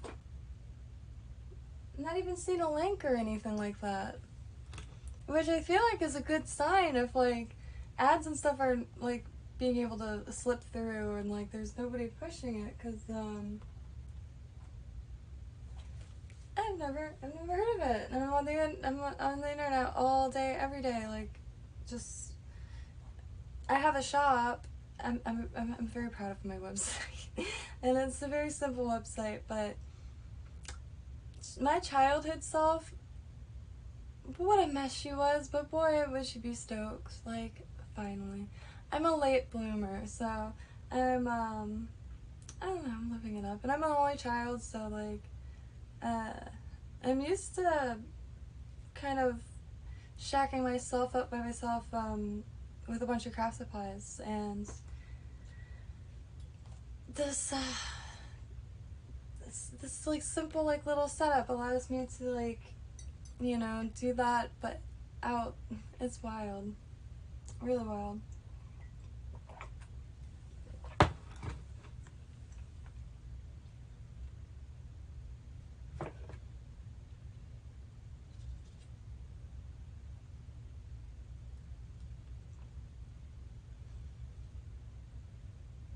And I have people to find, because I think that's one thing that it's never good at meeting people, so I never found like my people. Like I never really met anybody who was into plants or anything like that, which is surprising because I came from like a really a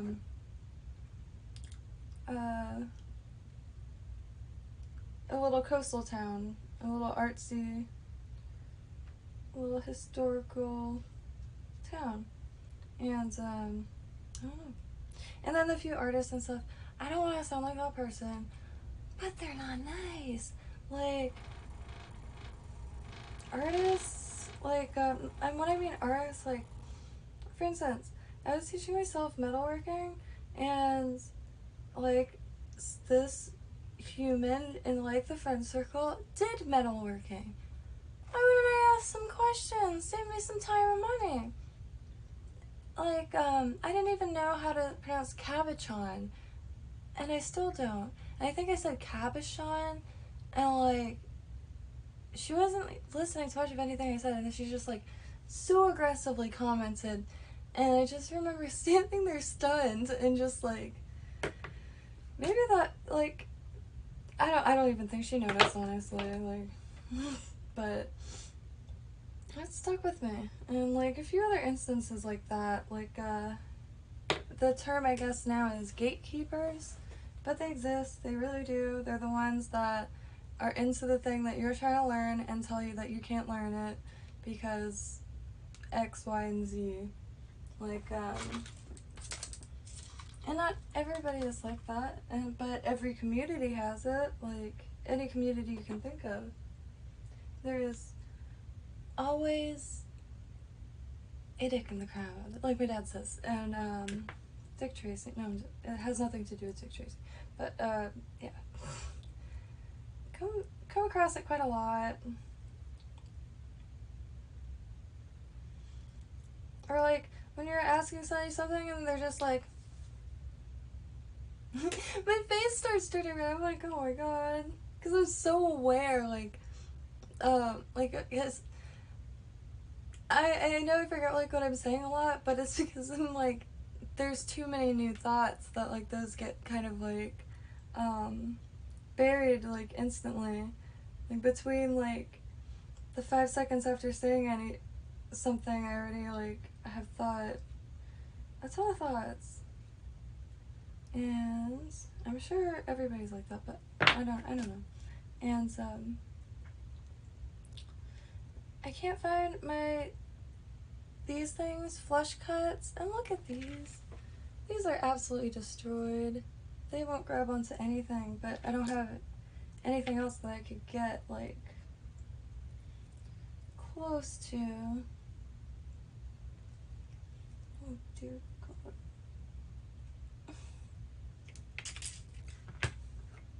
So I have to like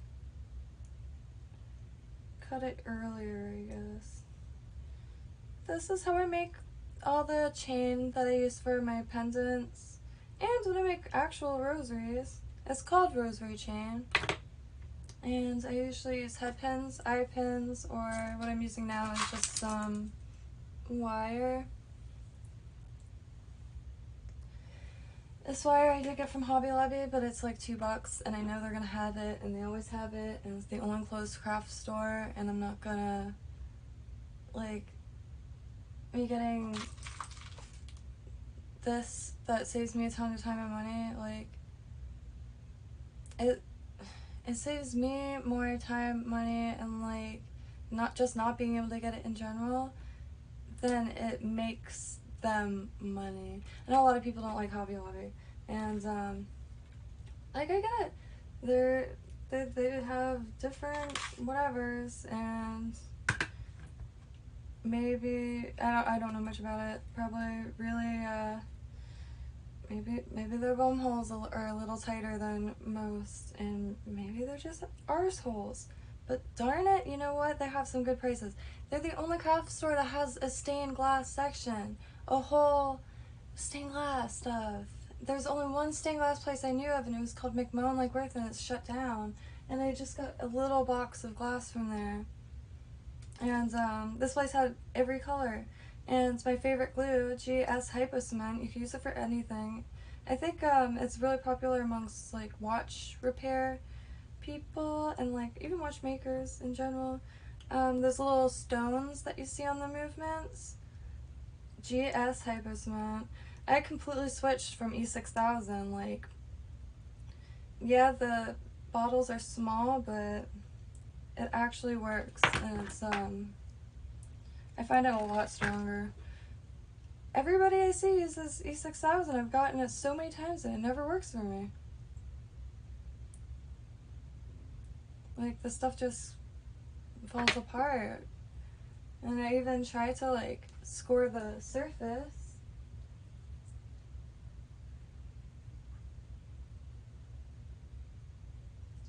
Yes, and you come across it all the time, and it's always like either like, I mean, I'm sure like every because I'm trying to come up with an example and my mind's like flooding with them because it's in every community. I have a lot of hobbies and interests, so I get to see that a lot. Like I mean, you see it in every comment section.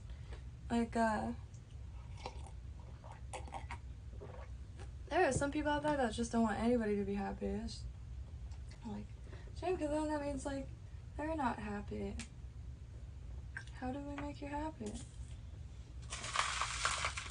We're just living here.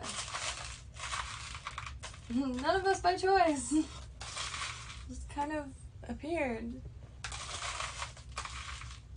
This is the thing too, like, we're arguing about all this stuff, like mundane stuff, and granted some of it's backwards. Like, I feel like some of it's like really damaging. But anywho, nobody's like coming together being like, you know, I get like there's like religions, so people have like explanations and stuff like that. But nobody's freaking out like we just all appeared here, or like connecting over that. Like, well, this is like why, like the religion that I was born into or found, that what they say like is, and then that this is what I like get from it, and this is what I ultimately kind of feel. It's all just arguing, and it's all just a setup too. It's so blatant. I really don't understand. Like, that's why I feel like there's like metal that has accumulated into these alien like brain chips, and they're being controlled, and they're just like aggravated, or like because these people like snap. I see there's so many videos. Obviously, everybody has a phone, so like 90% of the videos that are recommended to me is like people freaking out on other people in public. I already like staying in, so I just have 1,000,001 reasons now.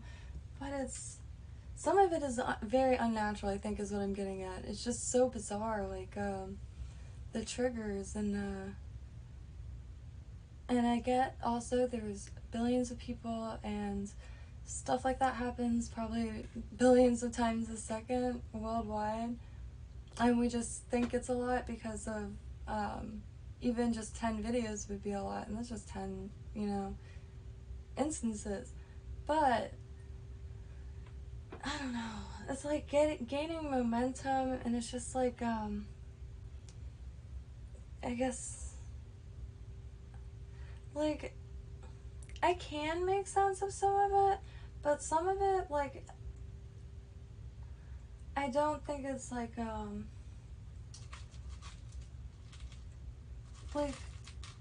it's not necessary to be so like forceful. Like, it could just be like, I don't know.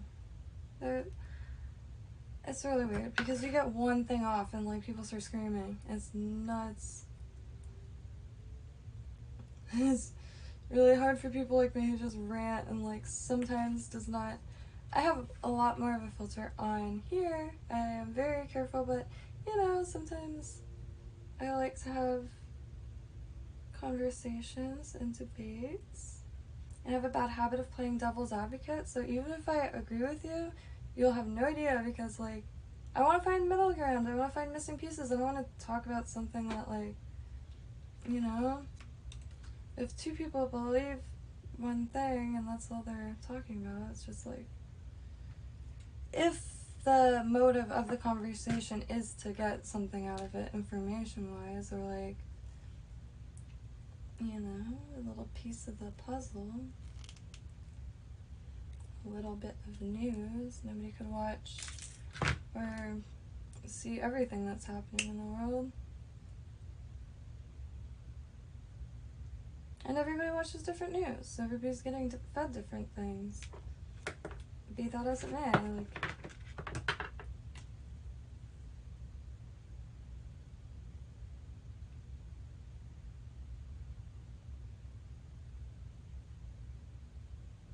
ooh, Will got me into 8-Bit Guy pretty hard. I've learned so much stuff from him. I don't know if you've heard of him, but he does like repairs and stuff.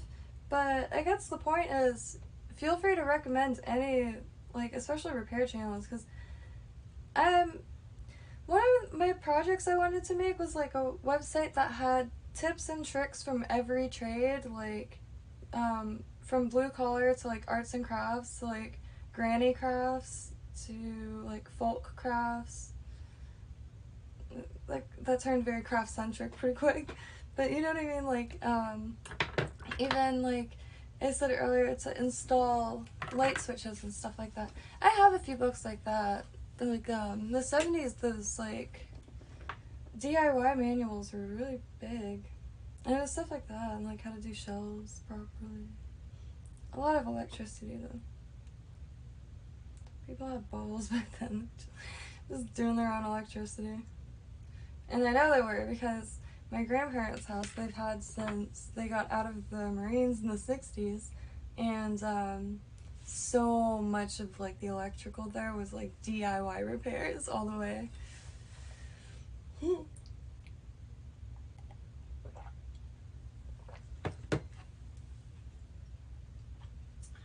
Yeah, I don't think I've ever used WD-40 for removing adhesion or like stickers or anything like that.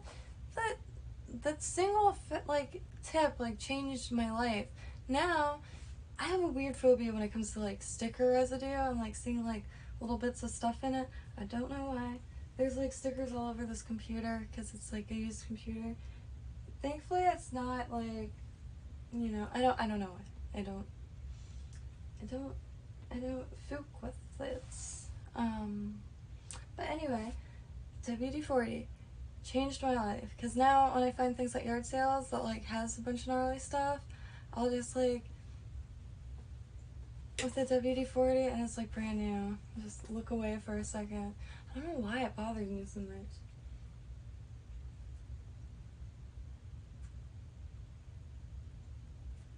And wet tape,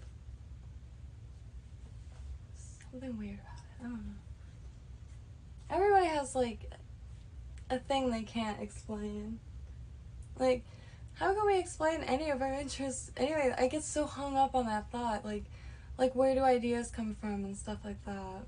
And it's such like, I feel like a childlike question, but it's so like, I don't know. That's the one I'm hung up on. There's a lot of questions, obviously. Every single question possible to ask, but where the fuck do ideas come from? Like, I'll be sitting there and I'll just like, I'm gonna make a certain. I have no ideas now. They come and go. Why isn't it a constant thing? Why don't I just always have them? Should I say up?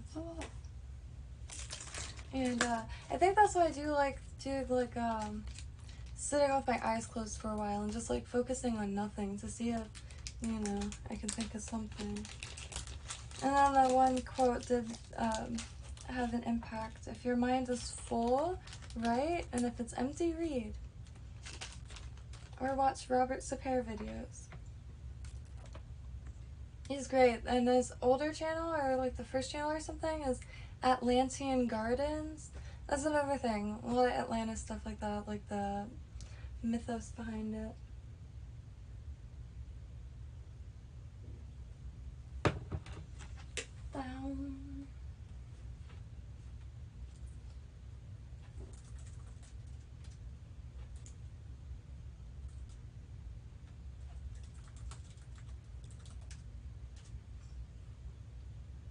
Oh, nice.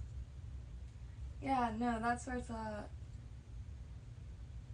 Because I want to try to build a robot of sorts, because Will could do all the programming and stuff, and I could do all the soldering. I'm ready. I'm really ready for that. Because I could do the tedious stuff and have the time of my life doing it. It's just I don't know where to put the tedious stuff. Actually, when Radio Shack shut down, I wanted to get those breadboard things.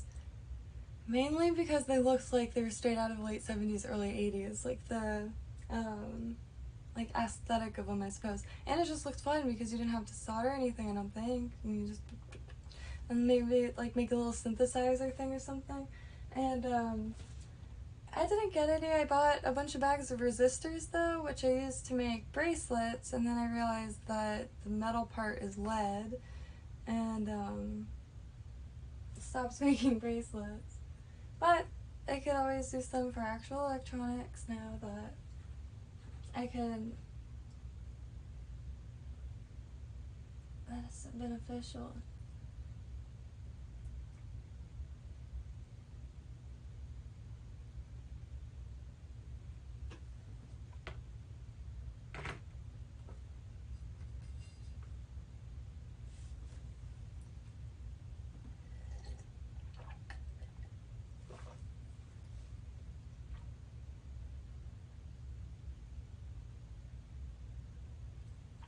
Wow.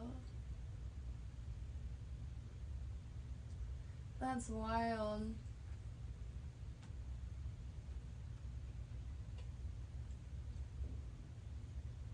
And when you could put things together like that, the possibilities are really endless. that is definitely a skill that more people should have.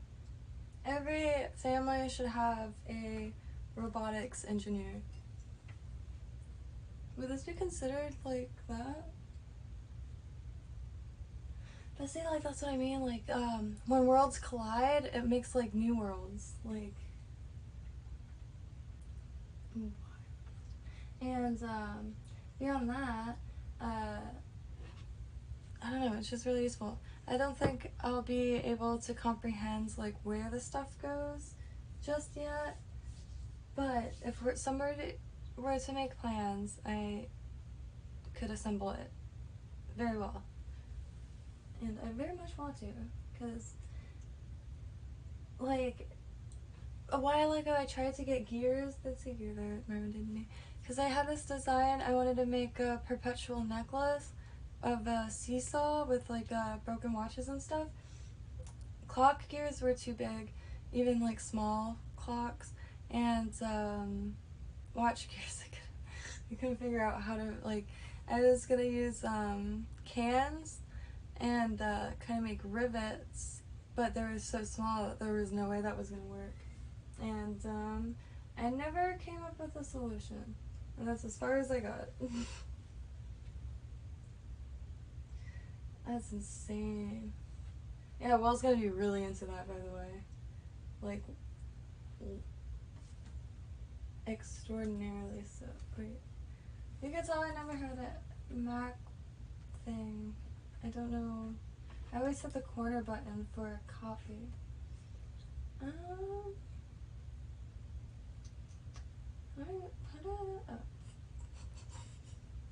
whole new world.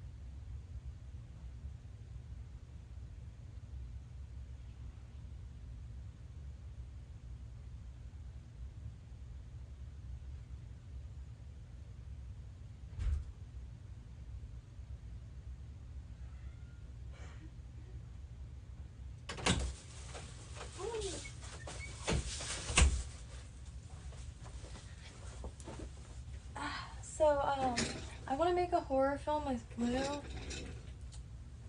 I've always had the inspiration to do this.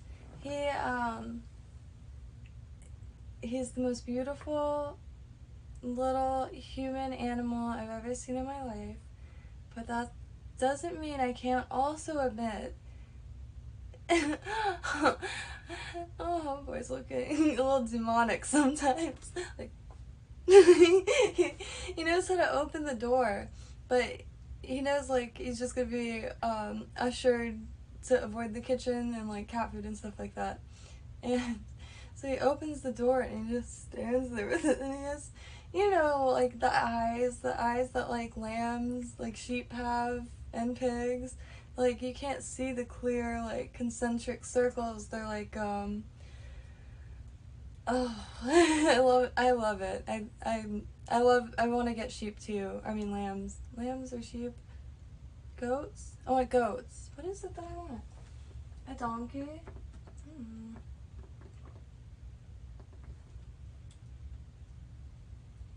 I got the conversation got weird. There. And I told him in person. But, no, that's ridiculous. To make something so like rigid and like have it be so calculated that it could like I see more and more technology used like in every area, art and fashion included, and the stuff is just getting surreal, like truly surreal. And I don't know why I keep getting reminded of Amazon's patent for the airship. So wild. Can you imagine a hot air balloon, massive one, like two like kind of like big bangs together, and little drones are flying in and out of it, like grabbing packages nonstop. Wild. They will. So the reason why we haven't gone for the goats yet is because don't have a little fence. Just need a shack, and a fence that will work, because I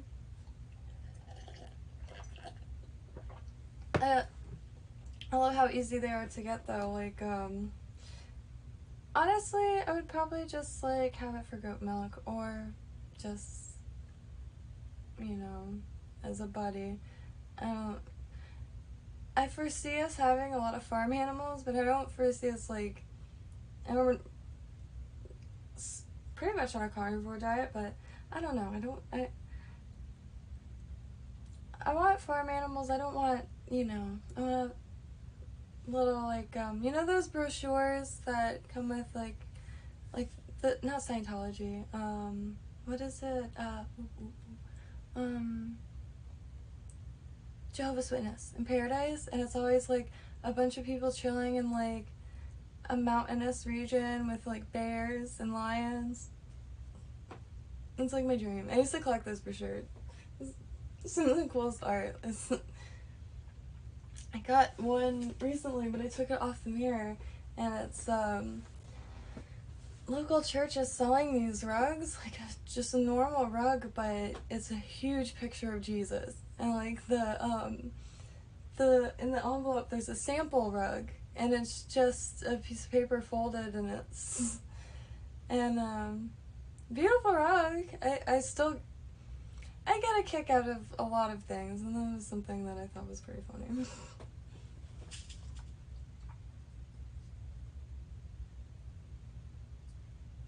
And China now has that, and I guess they scrapped the plans for it because of how post-apocalyptic it sounded. It's essentially like a tractor conveyor belt that scoops up human bodies. I feel like we're losing. This is wild to me.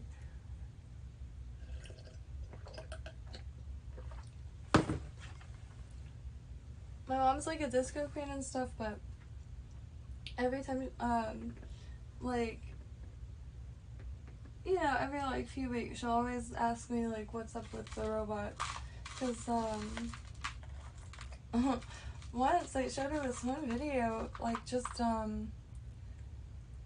that like, I forgot what the robot's name was, but it's like that gray one. It has the really realistic like facial features, even though it's like gray and like kind of like very, almost looks CGI, but it's, you know, a real solid object. She ended up watching robot stuff all day, and it was just one of the most endearing things I've ever witnessed. And a lot of people her age don't watch like that kind of stuff, so hearing her saying, no, you have no idea, the robots, like, it's amazing. Because she saw it all, like all the Boston Dynamics dogs, and something tree or something. I think did the little dogs, and the like Chinese dog army, and of course now the human eating tractor thing.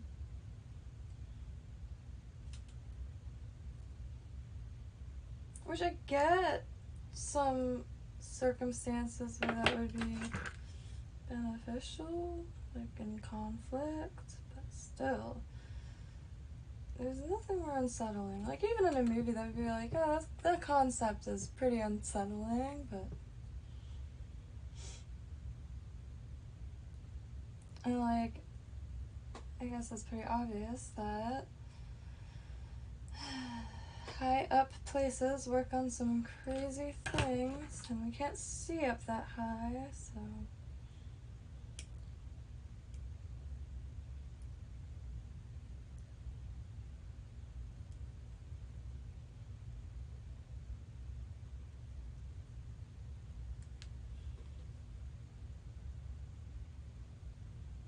Thank you for coming by, sir. Yeah, I've tried to do it like every day, every other day, and then I'm gonna be finally editing some videos because I want to make tutorials. That was kind of the main aim for this channel, was showing how I make the things that I have on my site, and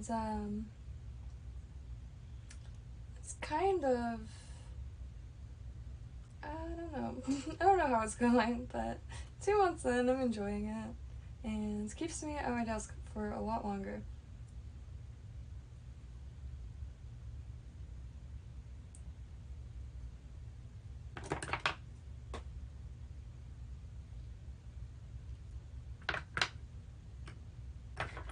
And, yeah. I still have to figure out, like, the best time to come on, too. And the schedule. So when I start making videos, I'll probably do, like, 2 days, because I'm going to...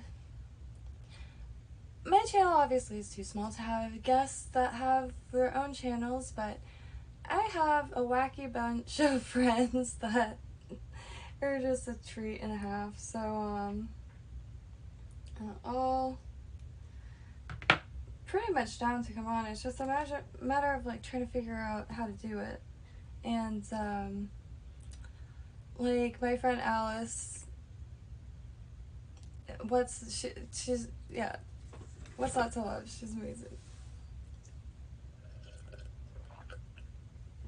She's a very honest person. And Alvaro and his art, oh my god.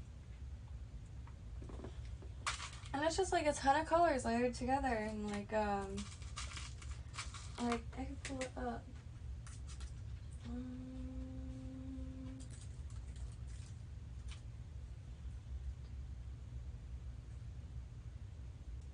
Really?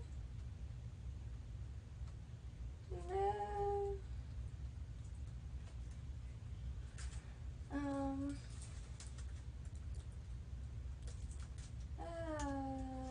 Don't hate me, Elvie. I'm bad at names. Oh man.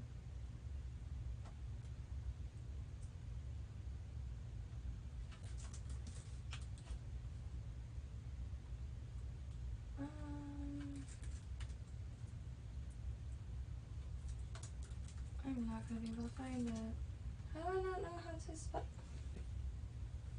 Oh, cool.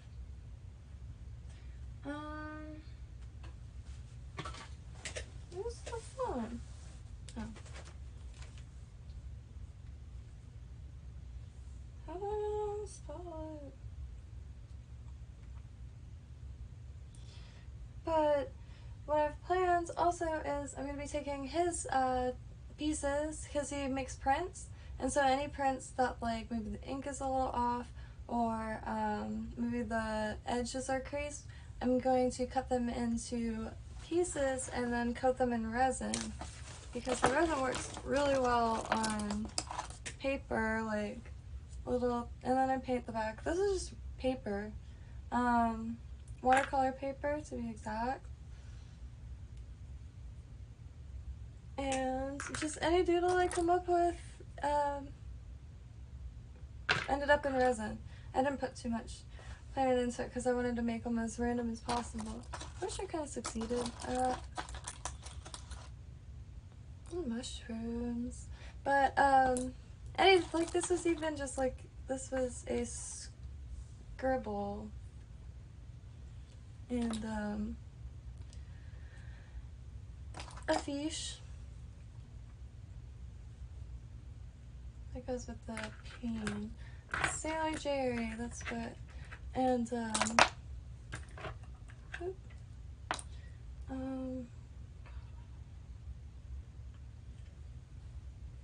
think this one's alright.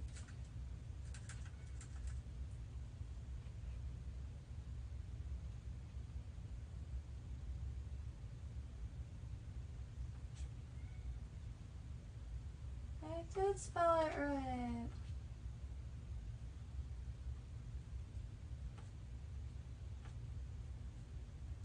That's weird.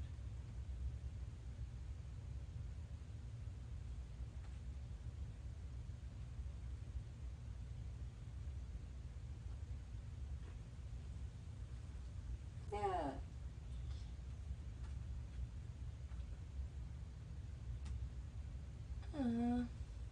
I just want to see the larger. Yeah, it's like the intense watercolors, like in brutal patterns. And he's from Peru, and like I feel like you could definitely get Peru out of it. It's just I don't know, I've always really liked it. And anything with like an overload of colors, like kind of in the midst of the last few years, like completely just like die hard about as many colors as possible. I don't know why. It was never plain or anything, but like I want that film that so when the sun, like hardly sun comes in here, but maybe, and it like refracts prisms everywhere. That sounds absolutely ideal. Oh yeah, that is true. I finally I think he wanted to talk about plants, and I'm always down. And the only thing is, I just have to figure out how to. I haven't figured that out yet, and I don't want to stream from this computer. I want to stream from that computer, and maybe it's as simple if it's OBS. Maybe if it's just Link. I have no idea. I don't think I would have been able to figure it out, quite honestly. I'm streaming from Will's phone and old but really fast laptop.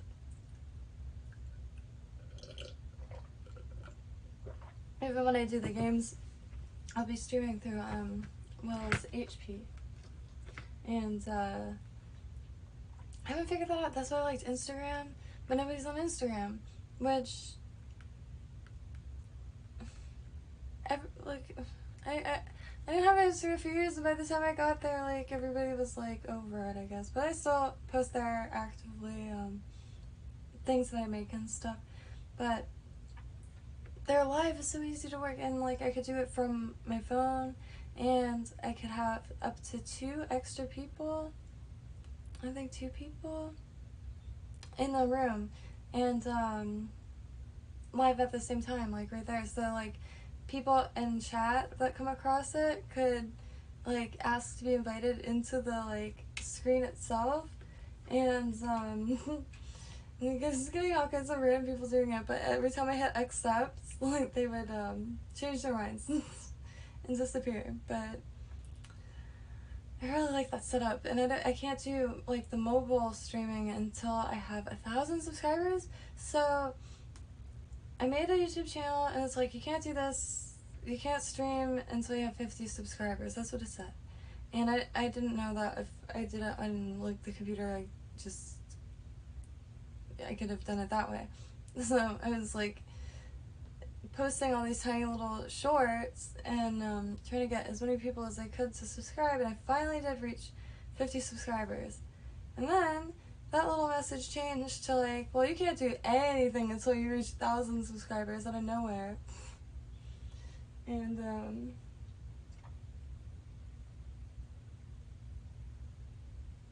really? Well, I guess, yeah, I've heard little bits here there. Like, I know pig farming, and, but that's really, I have nothing against that. Like, a lot of pig owners are very militant, and a lot of pig owner groups, and, because I feel like pigs are so close to humans. They really are. In a weird way, they are. And, so it's easy for a lot of people to, like, become, like, I don't know, like, treat them like children. Because those comment sections could be intense. Like, battle royale. I don't know where that's from, but every time I think of, like, epic comment battles, I scream that in my mind. And it's because a childhood friend always said it out loud, really loud. Jabba-no-wanga. Donkeys are good pets. I didn't see that before. A lot of people have horses, and like there's parts of the beach like where people like all horses. I've yet to see a donkey anywhere. Donkeys, they're not as skittish, and like if they're protective too, and like if like there's like a fox comes in the pen or something, it better be ready. Like donkeys like are really, I was quite shocked because I never like thought it would be realistic to get a donkey given I was living in an apartment in Lake Worth. I don't know where I would have put a donkey, but the future is I don't know, I feel like it's my time to shine. I've been studying plants and like essentially prepping stuff my whole life. It's just, that's what I'm into. And like I got really good at climbing just using knots, Prusik knots, and like all you need is 2 sides on the rope, and you just like hold one into your harness, and like I wrap it a few times, and then 3 Prusik knots, 1 for your foot, 1 to climb, and 1 for your hand to pull.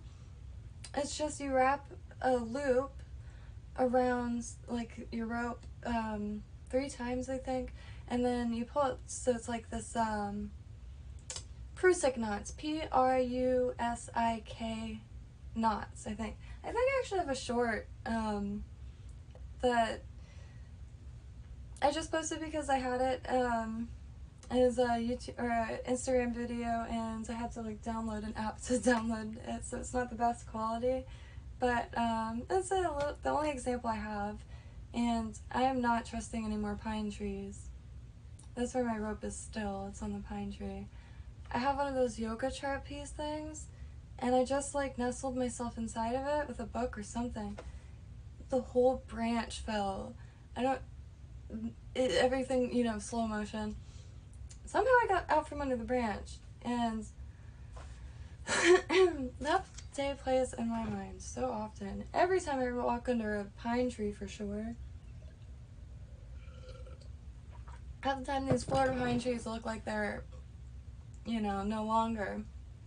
And, or, like, the whole branch will be no longer, but it still has some green, like, stuff on the ends, and that looks like a living branch, but even those just, like, yeet themselves off the tree, and they look like, you know, like, dry and kind of, like they would be, like, no, they're, well, it's just, like, street lights look tiny up there, but next to a person that's like 5 feet tall.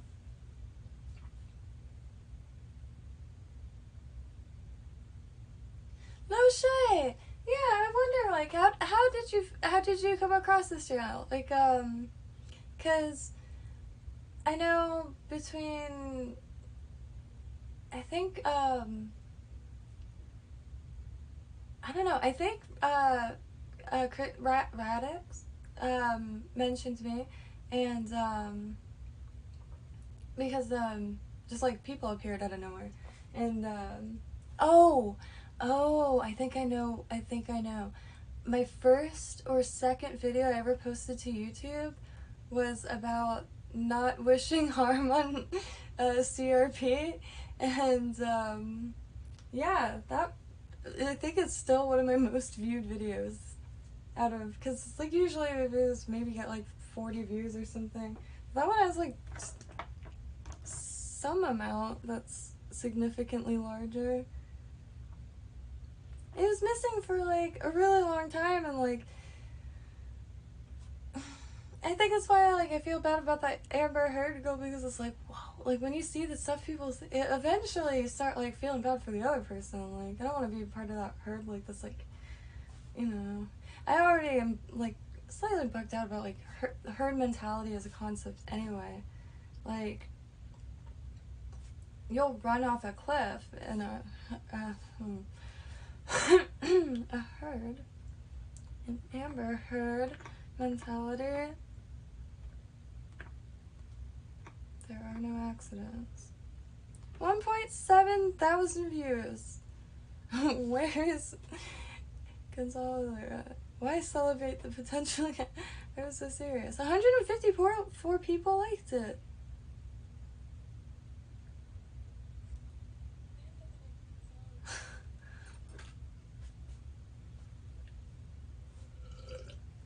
I honestly thank him though, because that's one of the reasons why I made the channel like that, like week. Like, it was a plan, like a plan and everything, but I don't know. I felt the urge to like say something, because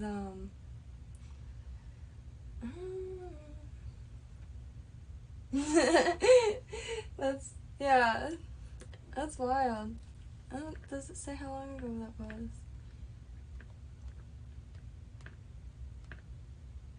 Oh, 3 months. I've been on for 3 months. I must have just switched, because 2 months, it could be like, I don't know if it's like 2 months and 29 days, and then 3 months. Huh. Well, this is the longest hobby I've stuck with.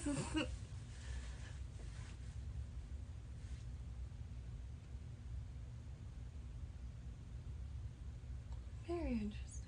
3 months.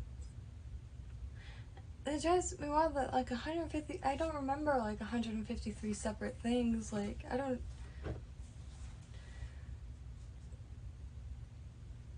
things really do add up, I guess. Like, it sounds ridiculous, but you gotta remember, my generation, like, the year I went to high school, they took home economics out. I was so down about that, because I wanted to learn how to sew finally.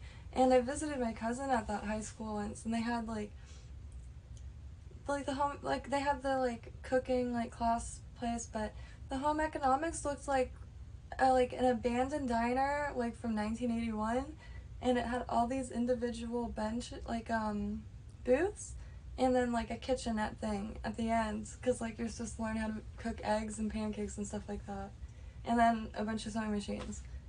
That was like my dream come true as a kid, because I went to all these bogus ass schools, like charter schools. Yeah, private school and a charter school.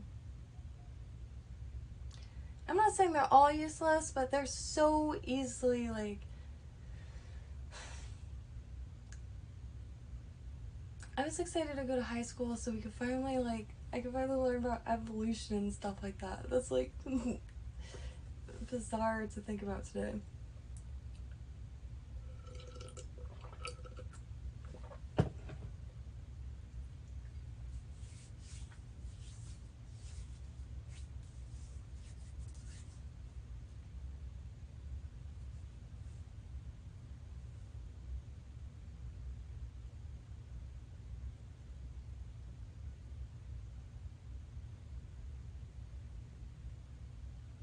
can I think? What's IBS?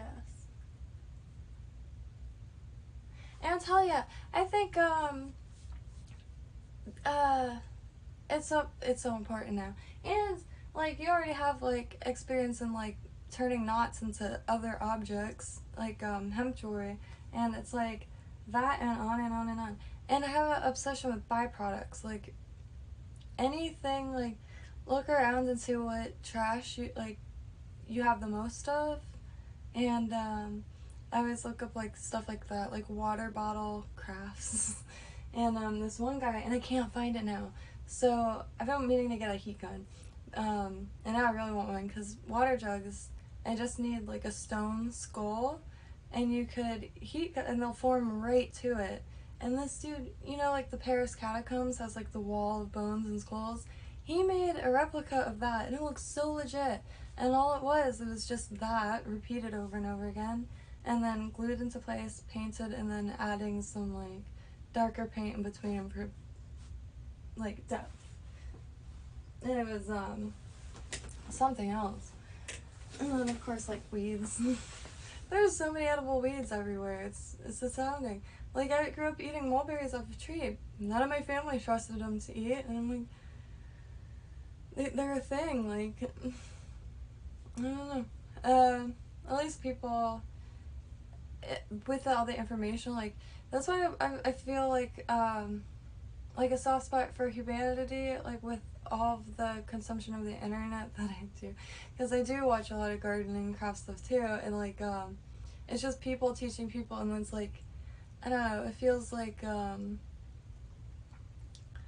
don't know, because like people that govern that, all that happening, it's so removed that it almost like doesn't exist, and we're just like, I don't know, it's very endearing. And especially like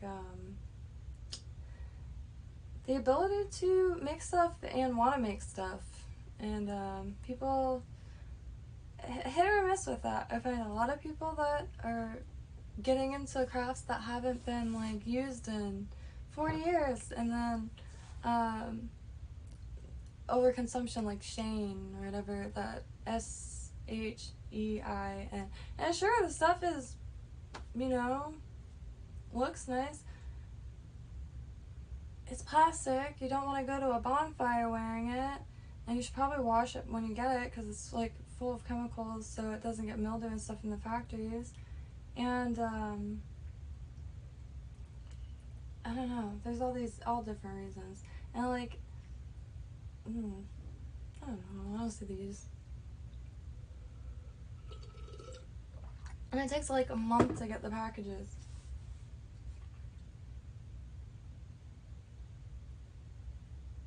Oh, I never heard that one. I found him through I kept looking for live streams during the beginning stages of the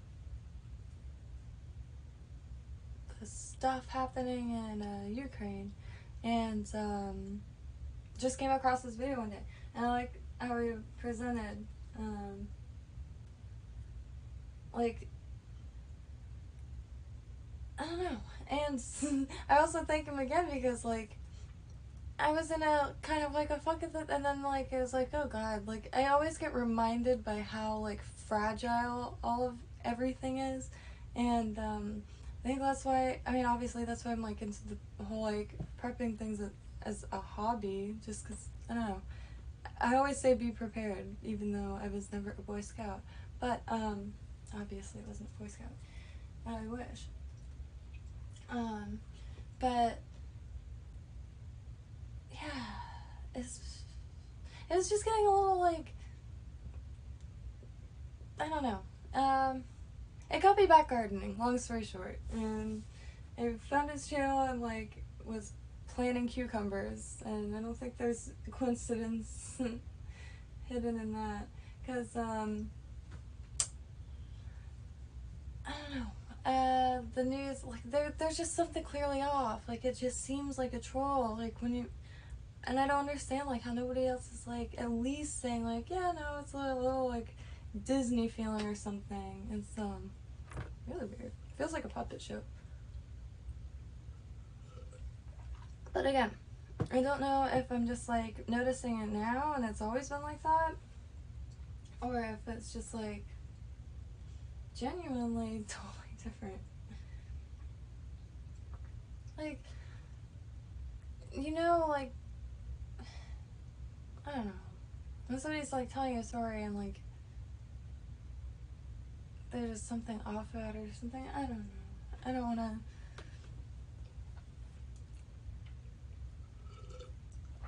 I just, I'm hearing the same thing over and over again, and then you hear one side's news, and then you listen to the other one, and it just kind of sounds like, you know, and 2 kids got caught stealing at a store, and like the cops are questioning both of them, and they're both blaming each other.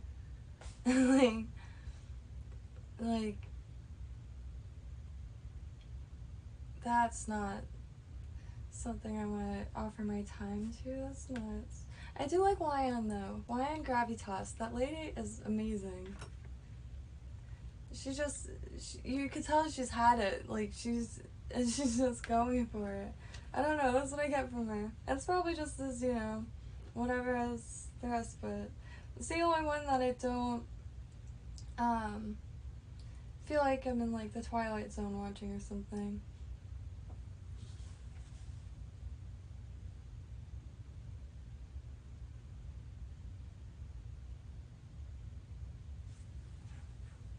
What was that? Oh yeah, that's what I was doing.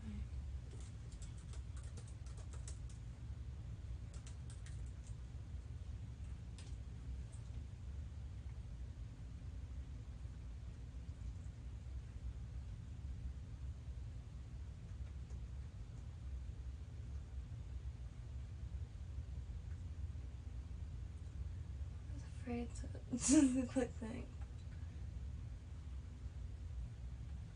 Maybe that's not it.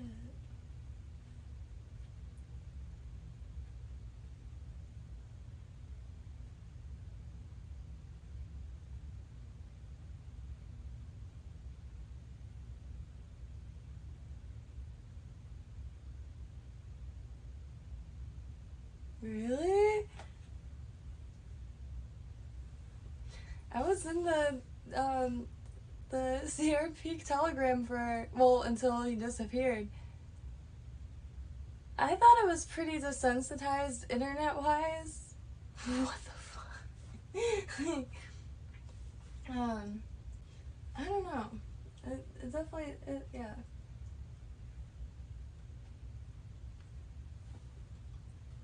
Like, it was almost bad as the 24/7 stream of SpongeBob. I'm telling you, I know it was like 8-year-old kids, but I couldn't even watch SpongeBob. I was just like staring at the like live stream. I don't know if it's still like that, but it was. And oh, it's all those people that like, I don't know. I like hearing genuine opinions. I don't even care what the opinions are about anymore. Like anything. Like I'm just, I don't know. I think I watched a few of his older videos. One video was like a message to his unborn son. I can't remember the conclusion of the video, but I don't know. And like there's some people that you just like again, like, well, I'm not picky with genuine opinions or like genuine people at all anymore. I guess I never was, but right now it's a rarity to hear some real like, and like with the shit-eating grin too. I love it. Like, cause I don't know. It's genuine, I suppose.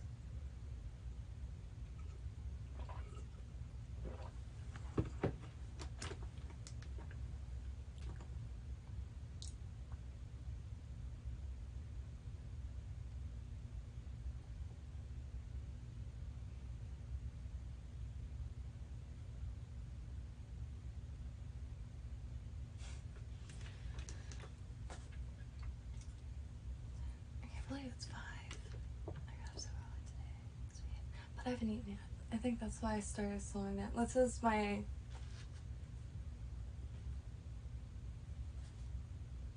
this is my chain that I planned on making. Whoops. I think there's a fine balance of staying like alert and like not zoning out into crafts, because some of my first live streams is just me silently staring close up at a canvas like for hours on end. I actually don't know how long they were. So I can realize there is 150 videos. No wonder my phone doesn't fit anything. And it turns out that my phone doesn't simply just delete something, it stores it in a trash can for 30 days. So I had 30 days worth of deleting videos after I took it. And I'm gonna look that up though. And I don't know, I like stuff like that. And especially if it's real, like everything is so fake, like, you know, like wrestling and stuff. And like, I was just saying the other day, like, one of the only things that's left that, I do like watching is stand-up comedy, and this is a more brutal form of that, so yeah, and, it's very internet, brutal roast, but on purpose, and, yeah, I mean, you can't even say, like, a curse word, or, like, have a trigger word in a comment without like getting a thing that's like, are you sure you want to say that, because that sounds mean. Like, which also, like, I feel like people could be a little nicer on the internet, but I know nobody expects that, and I guess it's a known thing that comes with, like, you know, the territory. Everyone has always a dick in the crowd. And whether or not you can derive entertainment from it or not, I feel like is a huge thing, because I usually find a lot of I do find value in entertainment even though I don't watch TV. I'd rather watch, you know, like what's the one who told me who Terry Davis is, and I'm just astounded by that man's existence. Rest in Jehovah Witness Paradise Pamphlet Land. Seriously, the rendition of Paradise. This is, yeah, I could get behind that. Like, but like now, like, maybe not bears and lions, but like some goats and a donkey and more pigs. I like the pigs. They're so cute. And they're freaking way too smart. Like, I have to start making, if you come across a video of mine, it's called Blues Autumn Almanac, and, I think I did get copyright claims for it, but I don't think, like, it was taken down or anything. I think it's still there. Oh, I shouldn't have done that. Darn it.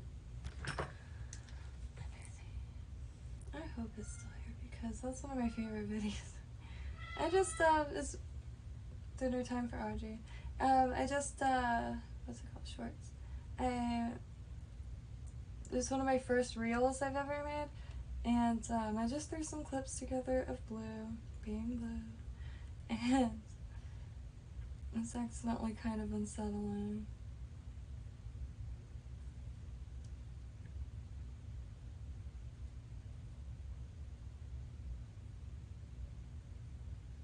I guess I can't play it on this anyway.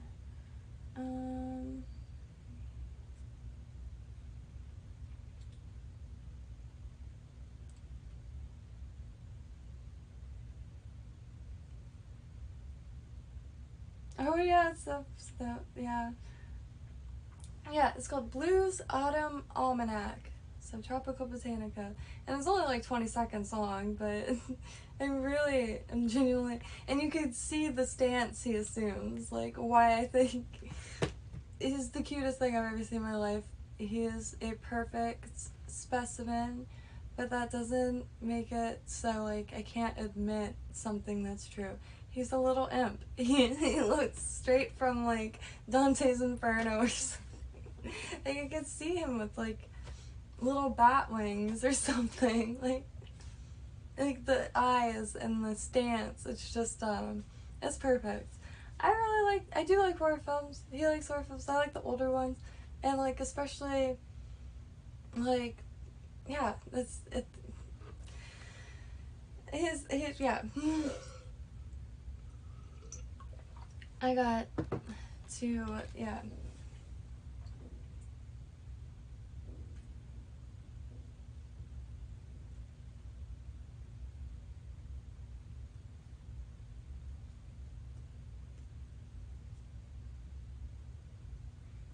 Got ghost stories.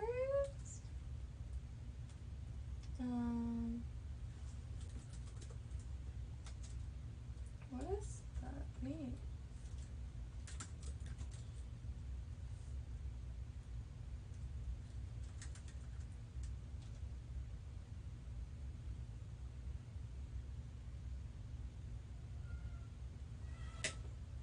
Yeah, whatever. I don't know what any of that means.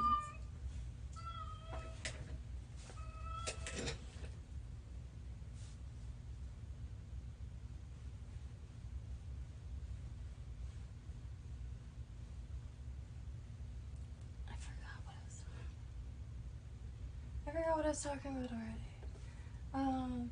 This is the earliest I have been on. Went on it quite some time ago, but it's also the earliest I've woken up and got started with the day. I got up at 8 a.m.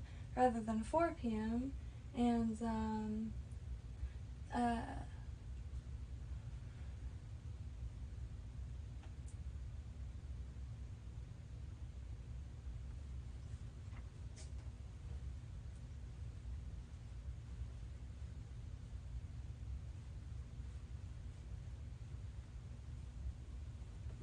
um, um,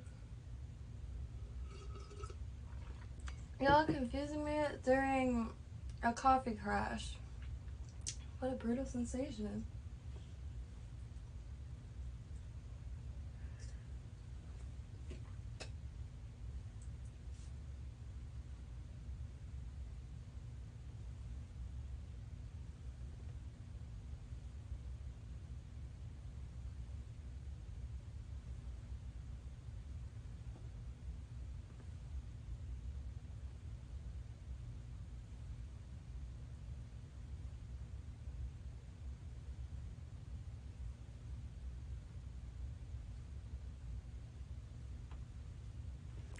I don't think I've ever reported anything to YouTube, or anywhere really.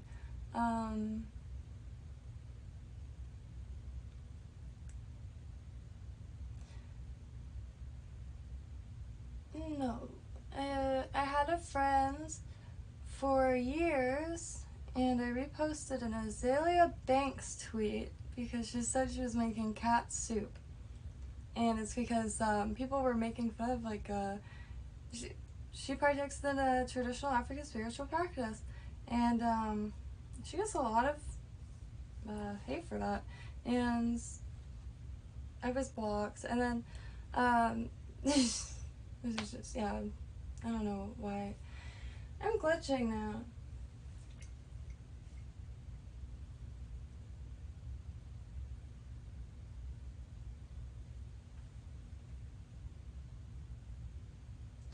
That sucks. Yeah, no, I invited the same person to this online marketplace, and it's like, or on Facebook, like a group that sells stuff, handmade stuff, and she was reporting people's, like, objects, and then she was, like, telling me about it. And I invited her to the group because she wanted to make stuff and sell it somewhere, and, like, somebody made one of those tumbler glasses, but it was for, like, a horror film, and it deeply bothered her.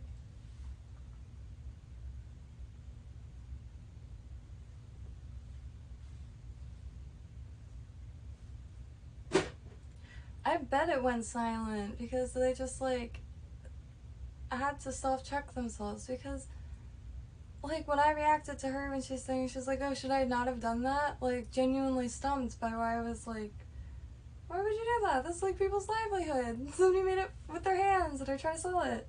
And yeah, I think that's my big report story. And see,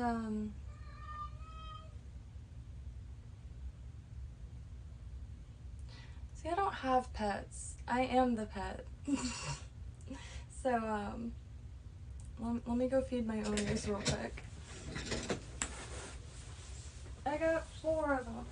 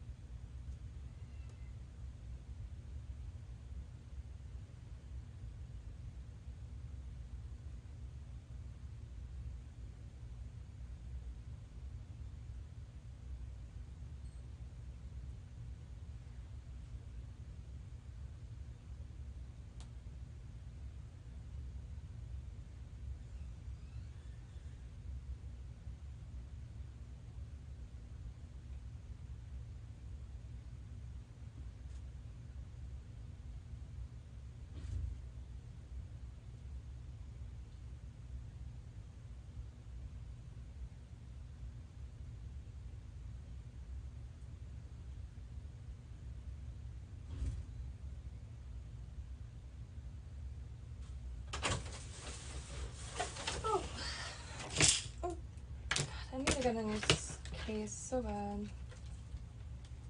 Just kind of mash it back together.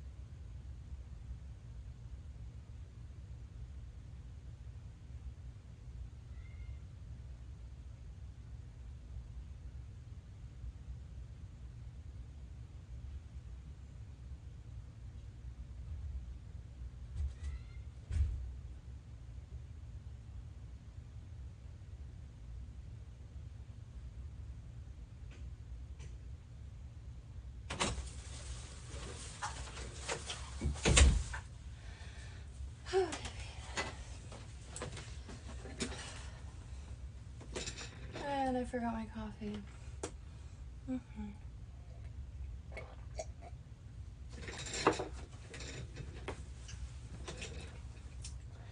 So anyway,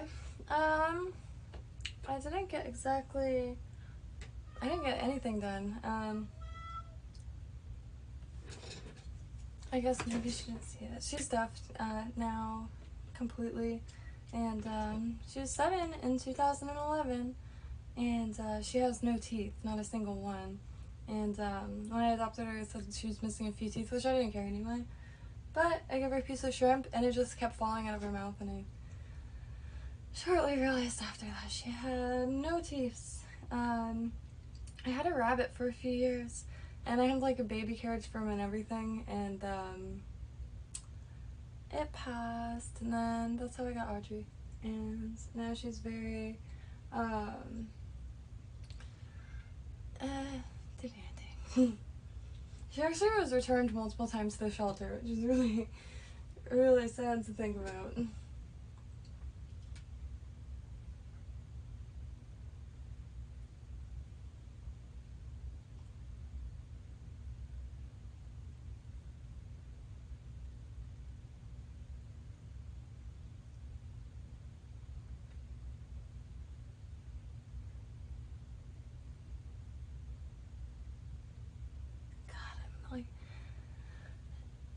I'm usually not up this early. I haven't experienced a coffee crush like this in a while. Like, I just read, like...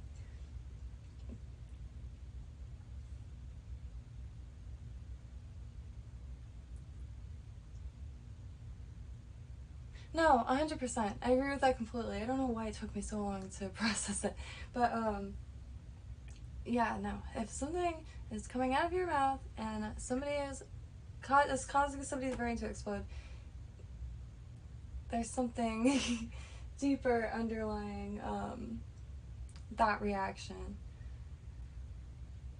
Like, I don't want to, like, use the word entertained by it, but, like, the recommended videos are all just, like, public freakouts, and they're getting more and more surreal, and, like, it feels like satire or something, but it's not, and, it's just,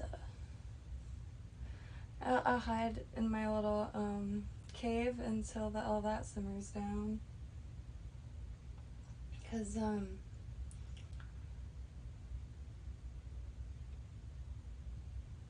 don't know,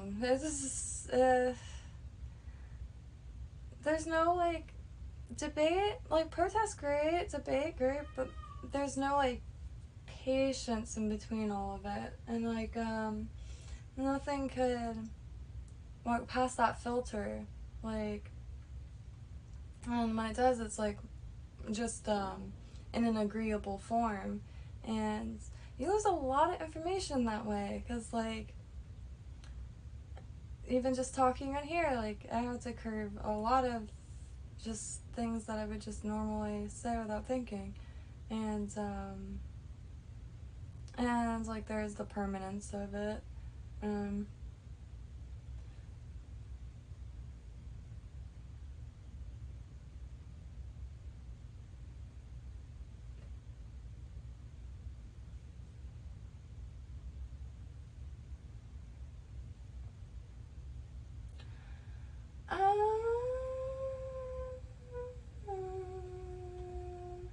I feel like somebody should be getting paid then.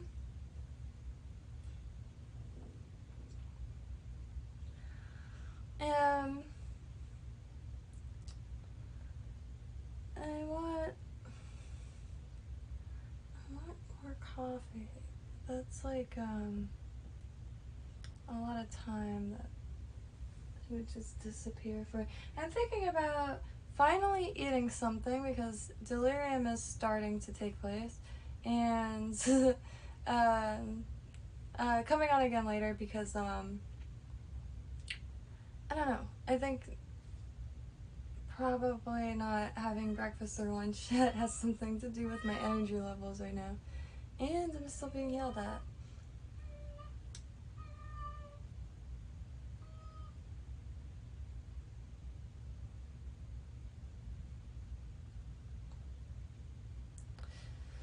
She's always been a really vocal cat, but she like oh, whoops on.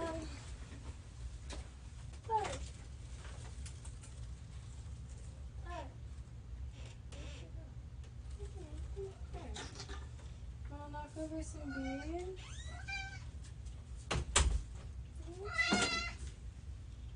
Get the, what's on your face? Oh, I broke. This is my Toothless Wonder Audrey. Lenny. Trying to avoid her going up there because I have tiny little beads precariously placed. And she has gotten in here multiple times and knocked over trays and trees and trees. Me.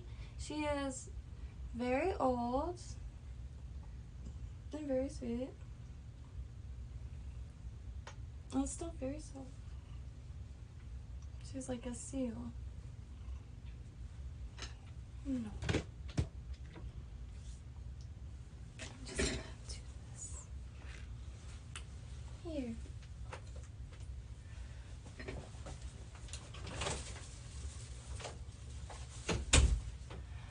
Okay, I really do gotta eat. I'm starting to feel like shit.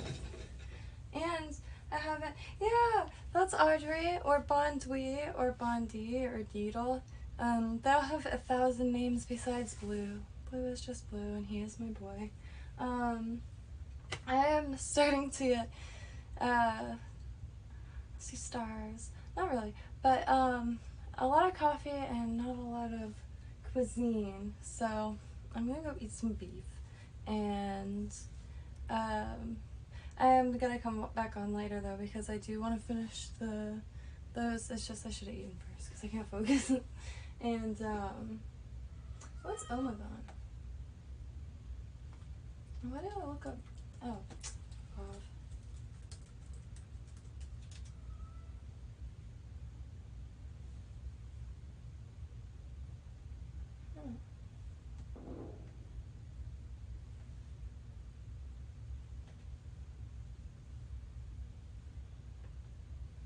Nice art. Oh, are those those things? That game that's like all figurines? Because that's pretty sweet. Oh, I think it is. Yeah, no, because I never heard of that before, but that's really cool. I think it's the thing. Look, before here. Yeah, and it's already. But yeah, that's really cool. I like physical things, and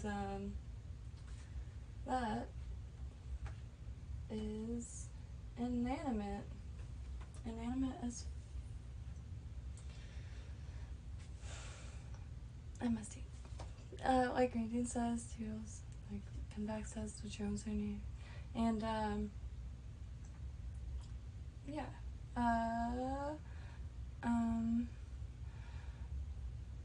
Y'all can tell I'm hungry, right? Like, I can't even do a, okay. Like Grandin says, Toodles of Eat the Weeds. Check him out. He has all of the edible plants, medicinal herbs, plants that are commonly referred to as weeds, meaning they grow anywhere and everywhere, especially on broken ground and like stuff like that, and everywhere. Spanish needle, it goes for $20 a pound in some places in the world, and I'm always down to ship out any seeds. I have Jewels of Opar right now that's kind of being forced onto everybody that I like come across, because it's such a beneficial plant. You could grow it in a container and inside. It likes warmth, but by a window, I don't see why not. I don't live in a cold climate by any means, so I haven't tried. And it disappears during the winter just for a little bit, and then it comes back, because it's not quite a perennial here, but pretty darn close. Especially if a lot of water is going down. And there's no way. It was 3 hours ago I started. Like, it says 3 hours ago. I want specifics, because it's 5:30. I feel like I've been on here since like noon. I don't know. And when it like gets all caught up with everything else. My phone looks gnarly on screen. I did not realize that. Gross. Thank you. Thank you for stopping by. And yeah. Have a beautiful day. And all that. And